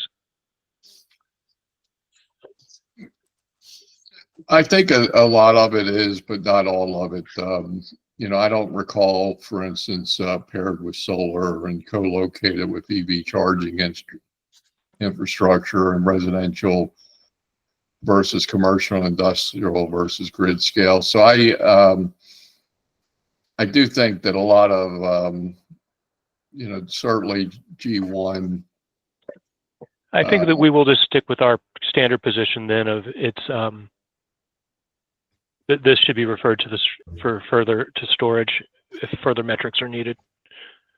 Yeah. Like honestly, I'm not sure we're going to be doing a lot of reporting on thermal versus hydrogen-based storage. Yeah, and this is just another reason that highlights the need to consider these in the appropriate docket, because there's a hearing that's going to be held in April where the commission is going to make decisions about, how much energy storage gets deployed and, what's allocated to utilities, what, should be handled with maybe a central procurement if they want to do that. It's a lot of the planning for all these things goes in other dockets. And, so I just, I feel it's important to make sure there are handoffs, but we really need to stay in the lane here. All right. Does anybody disagree with referring this section to the storage work group? So, Your Honor, I just want to have the reflect. We understand that the commission has said we're not going to report in this document, but if we think that this information is important for the purposes of understanding distribution system plans. And I think a lot of what has been said today is just saying, well, we talk about something like that in another group, so we don't need to talk about it at all here. We don't agree with that. So Okay. when we say we're referring something to a group, I mean, I guess that's one. I mean, I'd say at this point, unless we send something back in writing, like assume that what we submitted in writing is our position. Okay, I'm literally just asking. Okay, I will assume that you guys are not changing your position.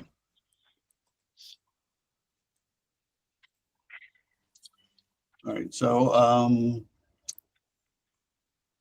this will be obviously a non-consensus item, John. Yeah, I'm going to keep it all, but No, that's fine. I get it.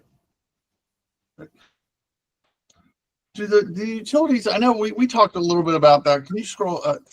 Can you scroll up just to the top of that? Electric vehicles. I know. Just for an example, do the utilities even know the number of EVs registered in the state? I know didn't we talk about that in one of the phases? We do not. Yeah, I mean, I thought we had. I mean, some of this stuff, if you don't have information on it, well, I don't see what the point is. But go Yeah, ahead. we think, energy EVs registered in the state. That's a state function to know. All right, Andy.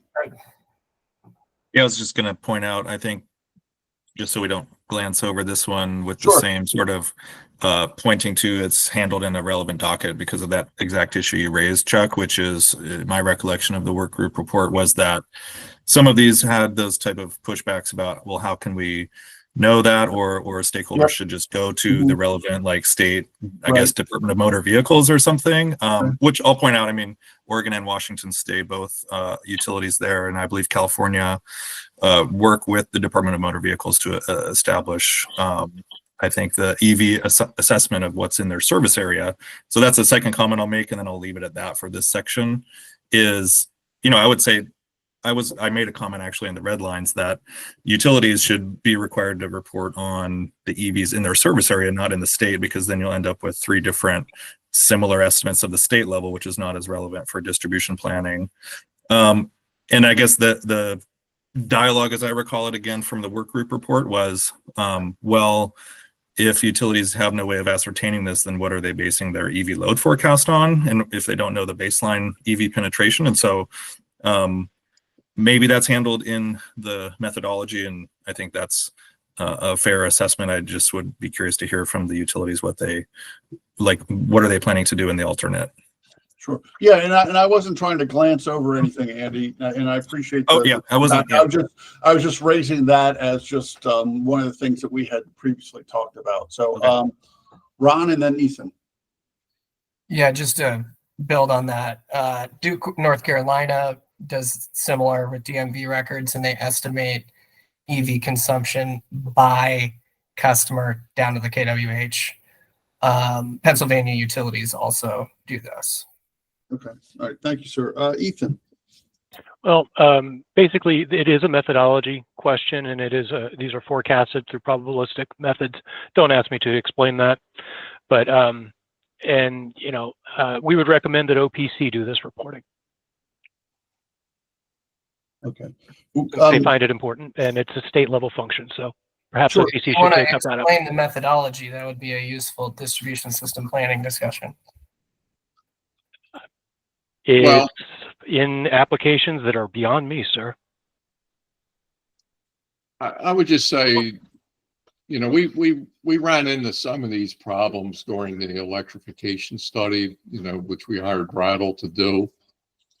And, you know, the data, while there was data available, I know that we had to rely on a lot of assumptions because the data wasn't available. So the reference assumptions I know for transportation in the electrification study were based on EIA data,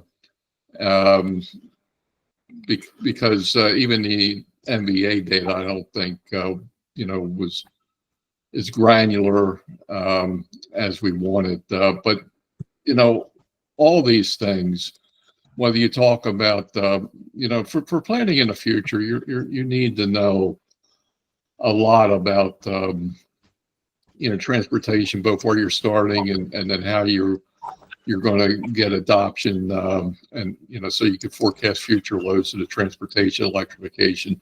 Same thing with building electrification, and the data just is not, you know, there as evidence in the electrification study, you know, to the granularity that you would want. So you have to make assumptions. So I think it's more important, you know, to not just talk about in a planning sense, you know, your data sources, because I do think it's important. But basically, you know, the assumptions behind your adoption rates and things like that, I don't think it's useful as a metric as much as it is about the planning assumptions that you're using and the data sources that you're using, versus having metrics that you're continually measuring here. Go ahead, JB. Yeah, I mean, I think John actually kind of hit on a lot. So just echoing that of, you know, going back to the process, you know, there's a whole section around us engaging around assumptions of methodologies, or assumptions and inputs and methodologies, and engaging with stakeholders in that discussion. And to John's point, right, if OPC's interest in some of this is really connected to how are we developing our forecast and everything, I think that's more appropriately reflected in the process and when we're having that discussion there, and not necessarily here, which again is about metrics, and, you know, not necessarily getting into that, into wanting to separate these two sections. If this is supposed to be tracking metrics, right, not data requests, not talking about our forecasting methodology. So just wanted to really echo that point. All right, thanks. Ethan, you're unmuted. You want to say anything, sir? No, Jacob and John covered it quite well. Okay. All right. Anybody else? Obviously, this is going to be non-consensus. I wouldn't recommend taking this out. John? What do you want? I mean, unless anybody's got any other No. on it. We do recommend that this be moved to the EV work group, though. Understood. Yeah. All right, grid management. So now we're getting into, I guess we have Exelon has some deletions, and then we have OPC has some additions that sort of offset the deletions. All right. Are we breaking for lunch? I'm sorry. Yeah, I'm having so much fun. We went right through that, Crystal. I'm sorry. Yeah. Jeff, can I make a recommendation? Because I don't think there's much to cover Okay. except for 4, and we're almost through it. You want to press forward? Okay. I'm fine with pressing forward. And Crystal, if you want to go ahead and eat at your desk or whatever, go ahead. I mean, I know you guys aren't having your phones on, but if we can get through the rest of this in the next half hour, that would be excellent. That your take there, John? Yeah, I think that we're close to being All right. through this section. Okay. All right. Let's just continue to press, and I'll owe you a lunch, Crystal. All right. So, Exxon, why do you guys want this out? Aggregate peak load. Well, that is a matter. That is a matter for the Empower. Empower. All right. Now, all of our load shaping, demand response. That's all reported in Empower already. All right. Thank you, sir. Andy? Which section are you talking about? I'm sorry. It looks like we're on to aggregate peak load. It's under grid management. Right. Yeah, this so sort of referenced here the breaking out the seasonal contribution of DR, as well as which product types, like what notification lead time is, and those are standard PJM criteria. So hope those would be available without too much burden. I was under the impression that Empower was more about the energy efficiency programs, and but just looking at the aggregate peak load, just added those red lines. Demand response is in there. Okay. So yeah, I'm fine with these sort of being discussed as in the spirit of the other comments. If it's raised here, like Al was mentioning earlier, making sure we can find a way to continue that in those other venues. Got it. Go ahead, Ron. Ethan, are you saying you report on these exact metrics in Empower? Or is this again a similar issue? Ron, I'm saying that we report on our aggregate peak load reduction programs in Empower. Okay, so not these exact metrics. I don't know. I didn't look it up. Okay, so we'll just assume these are not reported. We report our demand response programs there. That's where we will be reporting all of our peak load reduction. That's simply how it's done in Maryland. I'm sorry you're not familiar with our procedures here as a West Coast consultant. Okay. You literally just said you aren't familiar with these metrics. All right. Okay. To the extent, And Ron. I'm sorry, but Chuck, I said you all referenced procedure. previously, they don't have similar metrics. I'm not seeing it. Okay. So if the utilities can provide references, that would be really helpful. But just saying that something similar is not sufficient when we're having this discussion.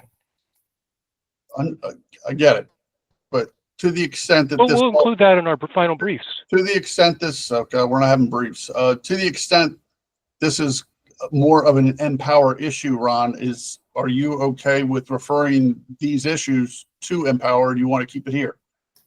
I would like to keep it here. I Okay. want to see All right. what they claim to be similar metrics. Okay. Okay, Ron, can you explain to me what peak load has to do with capacity planning? Yes, this is a trick question. We ask for more than aggregate system load. Annual system, total load capability, PJM zone, annual total load. This is all system level. This has nothing to do with distribution system planning. Well, I thought the legislation expanded the scope to electric system plan. That was the intention of putting these comments in there. It does, but it doesn't mean that this data has any relevance to how we do system planning at the distribution level. We meet this load. We match it. There's a whole thing about that. But at the end of the day, this is done for PJM. It is reported in Empower. That is where our programs go to. That's where it will be reported. Okay. All right. This isn't that contentious, Ron. This is just regulatory reporting. I'm just asking you to explain what your claims are, Ethan. That's all I'm asking. I asked you. Hey, for Ron, I asked you guys to consultant. input your citations in your last report, and you failed to. And when I looked them up, I found that most of them were inaccurate. So All right, let's not go there. Fellas, all right. Can we just stop with the back and forth like this? It's not productive. All right, so we'll just keep this for the time being.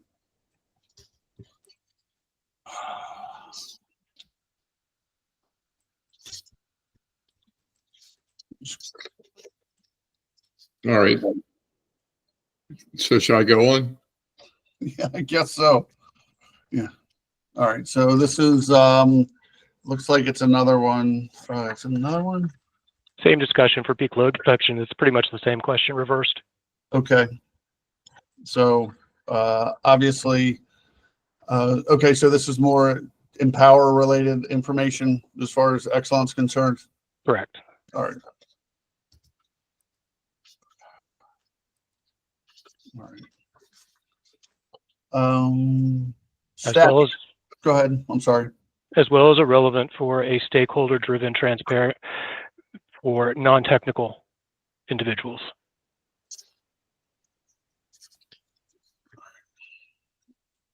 All right. So,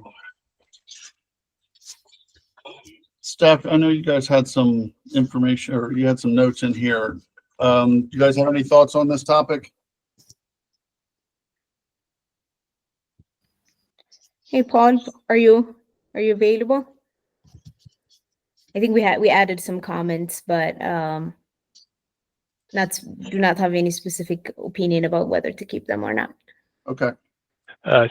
Paul DeMartini's notes there reflect my comments, though. Distribution substation and/or system peak, not always the same.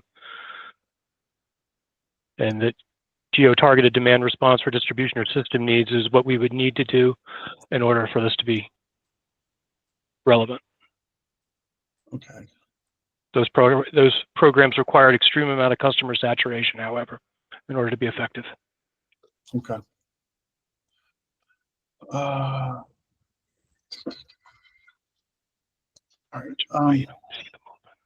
You want to scroll down a little bit, John? Go ahead, Paul. I just, summary, we can talk offline. Okay. Sounds good. Thanks, Paul. All right. Yeah, we're when we don't agree on anything, we'll get done quicker. All right. Go ahead, John.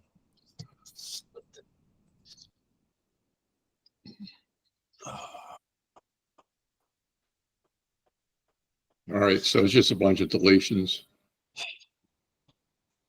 Yeah.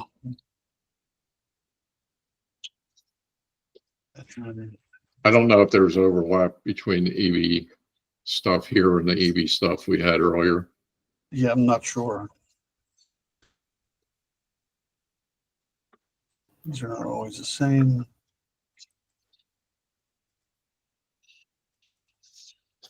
Well, yeah, I don't know that we're going to make any progress on topic where the utilities want the whole thing to be struck and the OPC wants all of it in.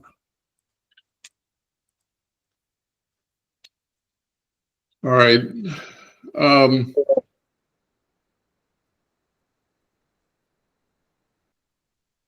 Yeah, just looking at this,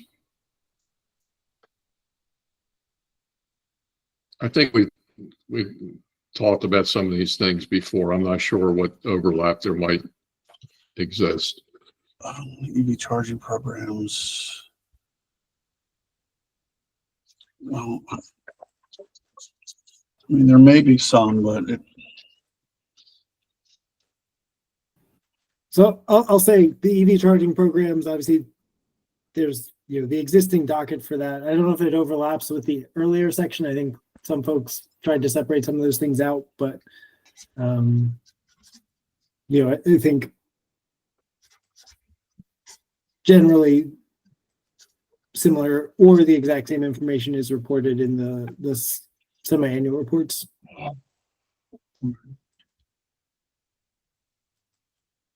go ahead, Dr. Bartlett. Yeah, not to be contentious.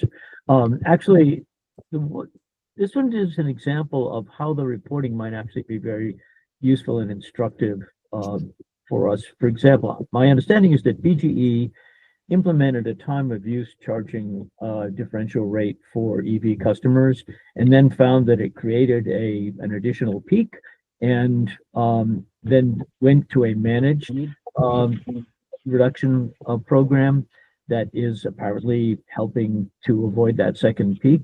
And so these data that are specified here would capture that experience and would help both BGE itself and also the rest of us learn from it. So this is just an example of how the data that we're talking about might be useful to us in the process of improving function. All right. Thanks, Dr. Barlow. Go ahead, Ethan. Just that, I agree insofar as this is useful data, but this is data for EV and demand response work groups.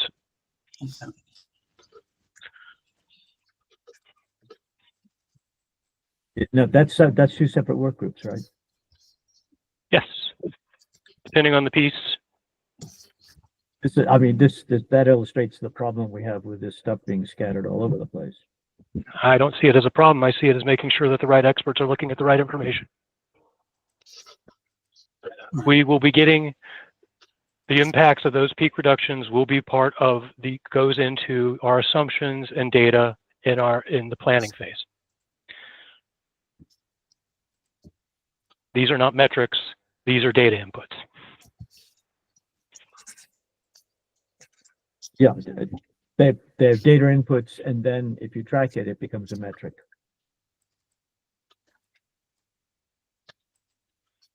And it is being tracked in those work groups. All right. Okay. All right. All right. John, I guess we can just go ahead and move along.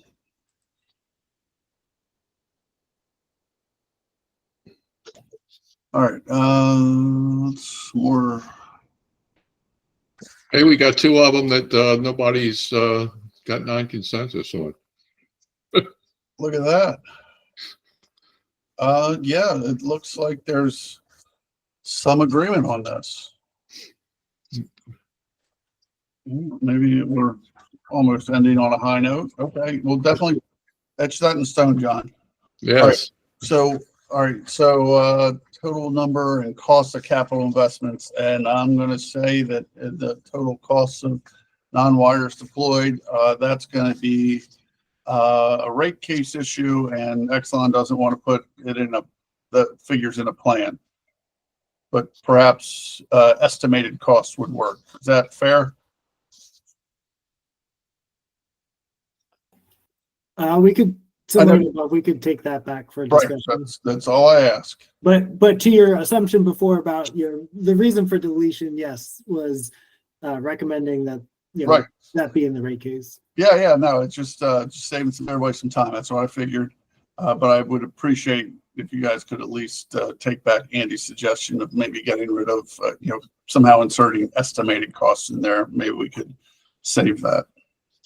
All right. All right. So what do we not agree on here? Well, Chuck, I think our red lines are actually below. Okay. So I'm not sure we agree. Oh, okay. Sorry. Much. John? I think they didn't get red line. They just kind of got pasted in. Okay. All right. Where do I go? I think right there. Yeah, I think the way to phrase it is, the first one we agreed. We just added some additional language to it, some wordsmithing, and maybe could live with whether or not that goes in verbatim. I think the important point I'd say to keep from our recommendations, if you're looking to trim anything, would be, rather than just stating the expected amount to exceed load capacity, would be another criteria to sort of say upgrade required for mitigating voltage violations, just to cover both of those, which I expect would be covered in the utilities plans. And then we made a comment or a suggested red line that under the historical projects where it says 5 years previous, any upgraded increase over the last 5 years, we sort of just added language saying, sometimes there might be a reliability driven project, like Ethan mentioned, the 4 kV to 13 kV upgrades. So if there's like an end of life type of investment that the utility made where it was an older, maybe smaller transformer, and then it reached the end of its life or had other issues, and it was upgraded and increased capacity to meet like current planning standards, it would be nice to know those differences, but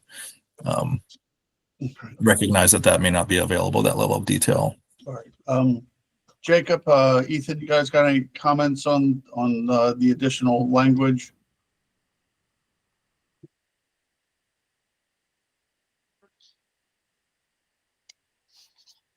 I think we'd have to discuss more the additional detail for the historical ones in terms of just feasibility of it, making, just understanding it more. Okay, fair enough. All right, and staff also had a question in there. If you could scroll on 117, what's that note for? No, that was on before. Total number of projects with energy management systems. Does that? Oh, you're good. You're good. You're good. It was a footnote on just above on non-wire solutions. Ethan or Jacob, I know you guys want this struck, but do you have can you respond to staff's question? Demand side management. Well, I mean, any non-wire solution is a non-wire solution, however it's put together, whether it's DSM or a third-party solution.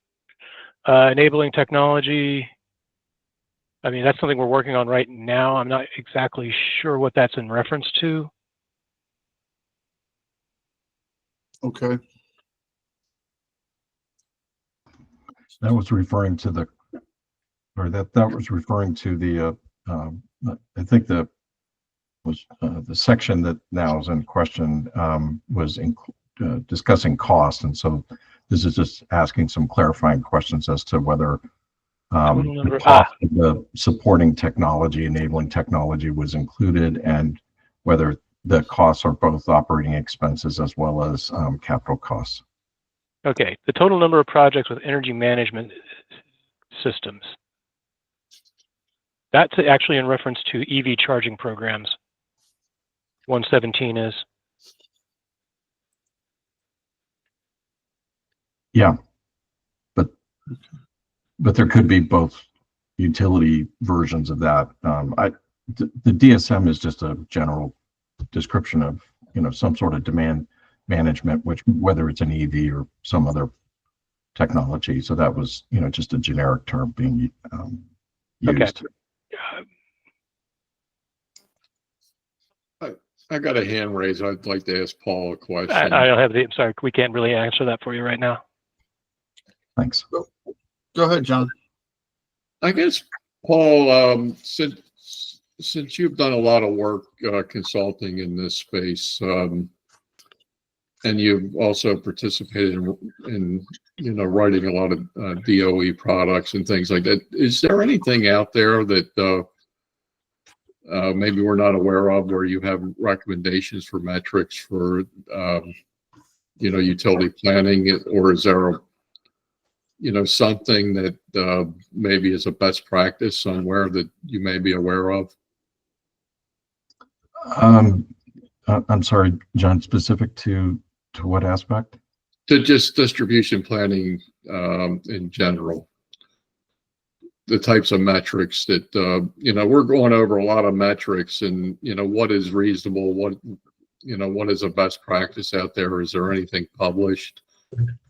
Well, I think one of the things, and this is what I want to talk to Samri about offline, is, as I'm coming up to speed, based on what I'm hearing in the discussion today, part of the questions that are being raised is to, is the scope of this particular distribution plan, which it appears is more limited to DER integration planning and integration and utilization of DER to some degree. And I'm using this term loosely, but and that there are other proceedings that are covering other proceedings and or, ultimately at the rate case that are covering other aspects.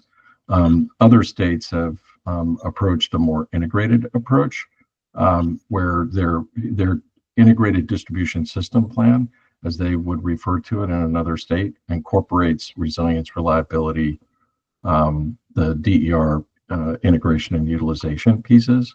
That doesn't necessarily appear to be the case here. So that's why I'm trying to understand a little bit better the scope, and then I might be able to provide a little more specific. So the kind of metrics that you might use could vary, and how you want to address questions like, if there's a proposed solution in this scope as it relates maybe to integration and utilization of DER. One of the things that several states have been doing over the last 5-6 years is at least addressing the multi-objective dimension, so that even if this isn't necessarily a place where reliability or resilience is done, that at least what the solution might be proposed to address integration and utilization of DER might also have some benefit towards achieving some other objective that has been identified as part of the process. I mean, overall state, planning guidelines and criteria. Okay, thank you. I guess we'll look forward to your conversation, the results of your conversation with Samri. Okay. So I'm going to go back down to where we left off, I think. Actually, I think I was at where we left off. Is there anything else that needs to be discussed here before moving further? I'll just add, this is Andy. If you want to move past these second and third on the non-wire solutions, I'll reflect that it's similar to the dialogue, that Ben introduced around questioning the reliability metrics we proposed, and similar to what Paul just mentioned. I think there's a lot of different ways you could do this. Our approach was to give information to the distribution system planning work group that we hadn't seen put forth in that detail. So these may not be appropriate in terms of metrics, given that it lists out specifics. Obviously, reading it again with that previous discussion in mind, maybe it's less of a metric, although you could argue, I think, for both of these, since the initial, before we took a red line to it, the initial kind of line there was total non-wire solutions deployed and considered. So I think that was maybe what the stakeholder groups or the previous discussions had led up to, which is some kind of, let's wrap our arms around how much are we considering in terms of projects and how much are we deploying. Those can be maybe living on as metrics. We would just recommend, if not here, then elsewhere in the reporting requirements. We just didn't see this spelled out and wanted to add that detail because I think they are important considerations. Go ahead, Doc. Yeah, just in response to Paul's points, which are important for us, I would maybe suggest that he and we look back at the JADE roadmap, which is what was our original framework given to us by the commission, which does include, for example, under goals and objectives, reliability, resiliency, environmental goals, holistic approach to grid management. It does include DER forecasting and load forecasting and hosting capacity analysis, grid needs and locational value, solutions to grid needs, and so on. So anyway, Paul, in response, it seems to me that this JADE framework does, and we spent 2 years talking about each of those components, and to the extent that they are intrinsic to DE or to DSP, distribution system planning, we do need to be considering them. I think that was our original task. That's what we spent a lot of time doing. And so this discussion about metrics has kind of made it seem like that's not our job, but it was our job. It has been our job. And that's what I think we need to keep as a reference point. I hope the commission will expect that from us. All right. Go ahead, John. I wasn't going to say anything, but if you meant go to the next item. Yeah. So, all right, did we skip? Did we skip something or no? Or is that just? Well, we were still, it was a long section on non-wire solution. Okay. All right. And okay. And then the final section, I think, is stakeholder engagement and transparency metrics. Right. And I assume it's fair to say, at least from Exelon, that the information / metrics set forth in OPC's request is either more appropriate for another work group and or irrelevant and or a data request. For K or for the non-wire solution? I'm on non-wire solutions. Yeah, I mean, I think in terms of, like I said, for number one, we can definitely take back some of their additions. I think for 2 and 3, I think my question would be, what is being tracked here that wouldn't necessarily be part of the report in terms of like when we're actually producing the preliminary plans. And so certainly can discuss that more, but I think that's a question that we would have in terms of putting out kind of the descriptions here. It seems very similar to what would be coming through the reporting process versus, again, what's a metric. So those would just be, I think, some initial thoughts there. All right. Guys got anything in response? We're still under F, non-wire solutions, which isn't what's up on the screen. I'm sorry. John, can you go up just a little bit, please? Tell me when to stop. Okay, there we go.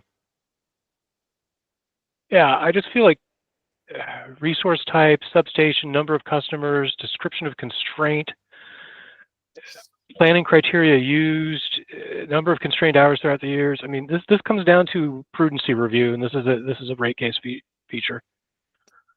And on that note, I do need to drop. Appreciate the discussion, and I look forward to hearing from you all in Annapolis. All right. Thanks, Ethan. Appreciate it. Just go ahead, Ronald. yeah, I have to drop in a second as well, but we're almost done. But go ahead. The just again the usage of similar. If the threshold is for similar data that can be provided through discovery or a rate case, there is no metrics because everything could be similarly provided in a different docket or a metric or the rate case. What we're trying to do is provide standardized data that can be used previous to rate cases to evaluate utility performance. Okay. All right. Thanks, Ron. So can I make a suggestion in closing? Please. Yeah, I think we haven't made a lot of headway on actually coming to any consensus today, but I think we've made a lot of headway in understanding the different parties' positions. I do think that in the end, you could write these regs several different ways. The easiest way is to basically say metrics as defined by or as determined by the commission, shall be reported, something like that. But then that begs the question, what's directed by the commission? What I'd like to propose, just to make headway with this, because we're not going to have consensus, is I'm going to throw the spreadsheet again. This is the same spreadsheet that I was working with the timelines on, and I don't know if you could see it, but let me see how well that comes. Okay, that comes across pretty well. What I was going to recommend is for me to take all those metrics and kind of just populate this table, and let's figure out what we got, what we don't have, what we're going to keep, what should be referred to a non-DSP work group, and then comments which can highlight maybe the stakeholder positions. So my question is, will this be useful, and does this look about right if we were to do something, an exercise like that?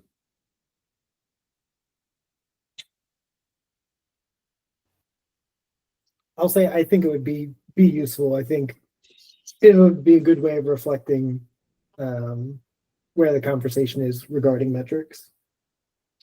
Yeah, and I would hope that some of the stakeholders that participate in some of these other dockets, could help with populating this, because I can do interconnection and energy storage. I'd like to get staff's help on a couple of these things too, particularly where I don't have as much interaction like Empower and things of that nature. But I do think in the end, it's kind of really just messy to deal with it the way we've got it in regs, because and I think we're going to have to basically present a non-consensus position to the commission, and the commission's going to have to provide some direction. All right. Again, thank you for putting that together, John. I think that's a good way to go. I think we've just got one last thing to address, at least in the metrics. You can pull that back up. Oh, okay. I thought we were done with that. Sorry, I didn't know if we didn't address the stakeholder engagement and transparency metrics, right? I thought we did. Oh, I'm sorry. Did we? I just assumed we didn't agree on it. Is it fair to say? I think they were okay with, Exelon was okay with the first one, but maybe not the rest of them. Okay, well, I apologize because I knew we skipped back. Yeah, I think the stuff I got highlighted, I think they weren't agreeing with that. Cost-related metrics. But maybe the first one. All right. I think the first one or two, I think we're generally okay with. Certainly had questions around the cost-related metrics and whether they fit here, what exactly, are they, how do you track those? Are they appropriate for here? So, but the first two, I think, were certainly the stakeholder piece a little bit more receptive to. All right. Okay. Samrit, can you guys wait, or OPC, are you guys okay with any of this stuff? Hey, Chuck, so we're okay with everything here. Well, I know you are. Uh, Can you explain a little bit the cost-related metrics? Right. So I think just to give a little bit of a background, we went back to 7-802, identify the 12 matrix, the 12 state policy goals, and see how we can track, the reporting of them. So that's, and then in 7-801, there's like a cost effectiveness element to the goals. They identified 4 goals, like greenhouse gas emission reduction, reliability, resilience, and in a cost-effective manner. So we just added that cost element to it. The stakeholder engagement piece, I feel like looks like the Exelon utilities at least are receptive to it. We just want to see the number of stakeholder engagement events that the companies might include in their engagement plan anyway. And the environmental matrices, again, one of the items identified in 7-802 and 801. So I think just wanted to track like any greenhouse gas reductions associated with the company's energy system plan. All right. Thank you.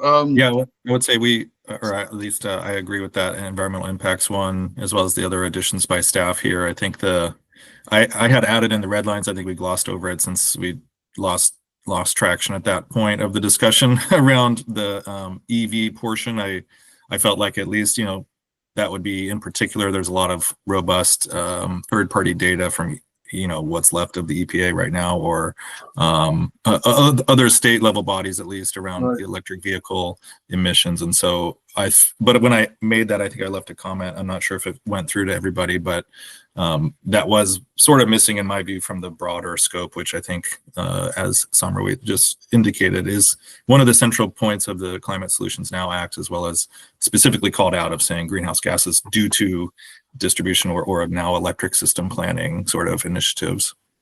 All right. Thanks. Thank you. Sorry, Chuck, one last, you're just good, you're there good. was a comment on the energy burden. I think I agree with that in concept, but that itself has a variety of definitions and probably should be sharpened if it's going to be included. And I can happy to provide some materials there on that.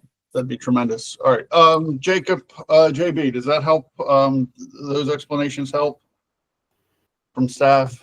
Yeah, they certainly help, and I can appreciate where they're coming from. I think still lots of questions of like, what would those metrics actually mean to implement? How challenging and burdensome are they actually to calculate? What level of assumptions are going into them? So certainly, I think still a lot of questions there. Especially with the ratepayer impacts. How does that connect to, again, rate cases versus distribution system plans and everything? So I think still some questions, but getting that perspective, I think, does help some. Okay. All right. So maybe a little more work to be done on that. Maybe you guys can talk offline. All right. Anything else before we sign off? And again, I apologize for going straight through lunch. All right. I think we'll obviously meet in another 2 weeks. I'll send out the invite shortly, and John and I will coordinate as to what we expect from everybody going forward, rather than shooting from the hip right now. Sound like a okay plan, John? Yes. All right. All right. With that, I appreciate everybody's time and input. I will post this meeting as soon as it's downloaded, and we'll see everybody in a couple of weeks. And I'll follow up with a message with some further instructions. Have a good day. Oh, go ahead, John. Sorry. I'm just going to send out the Excel spreadsheet that I've been sharing on the screen, so everyone has it. All right. Thanks. Sounds good. Thanks, JB. Have a good day, everyone. Thanks, Thank John. you. Thanks, everyone.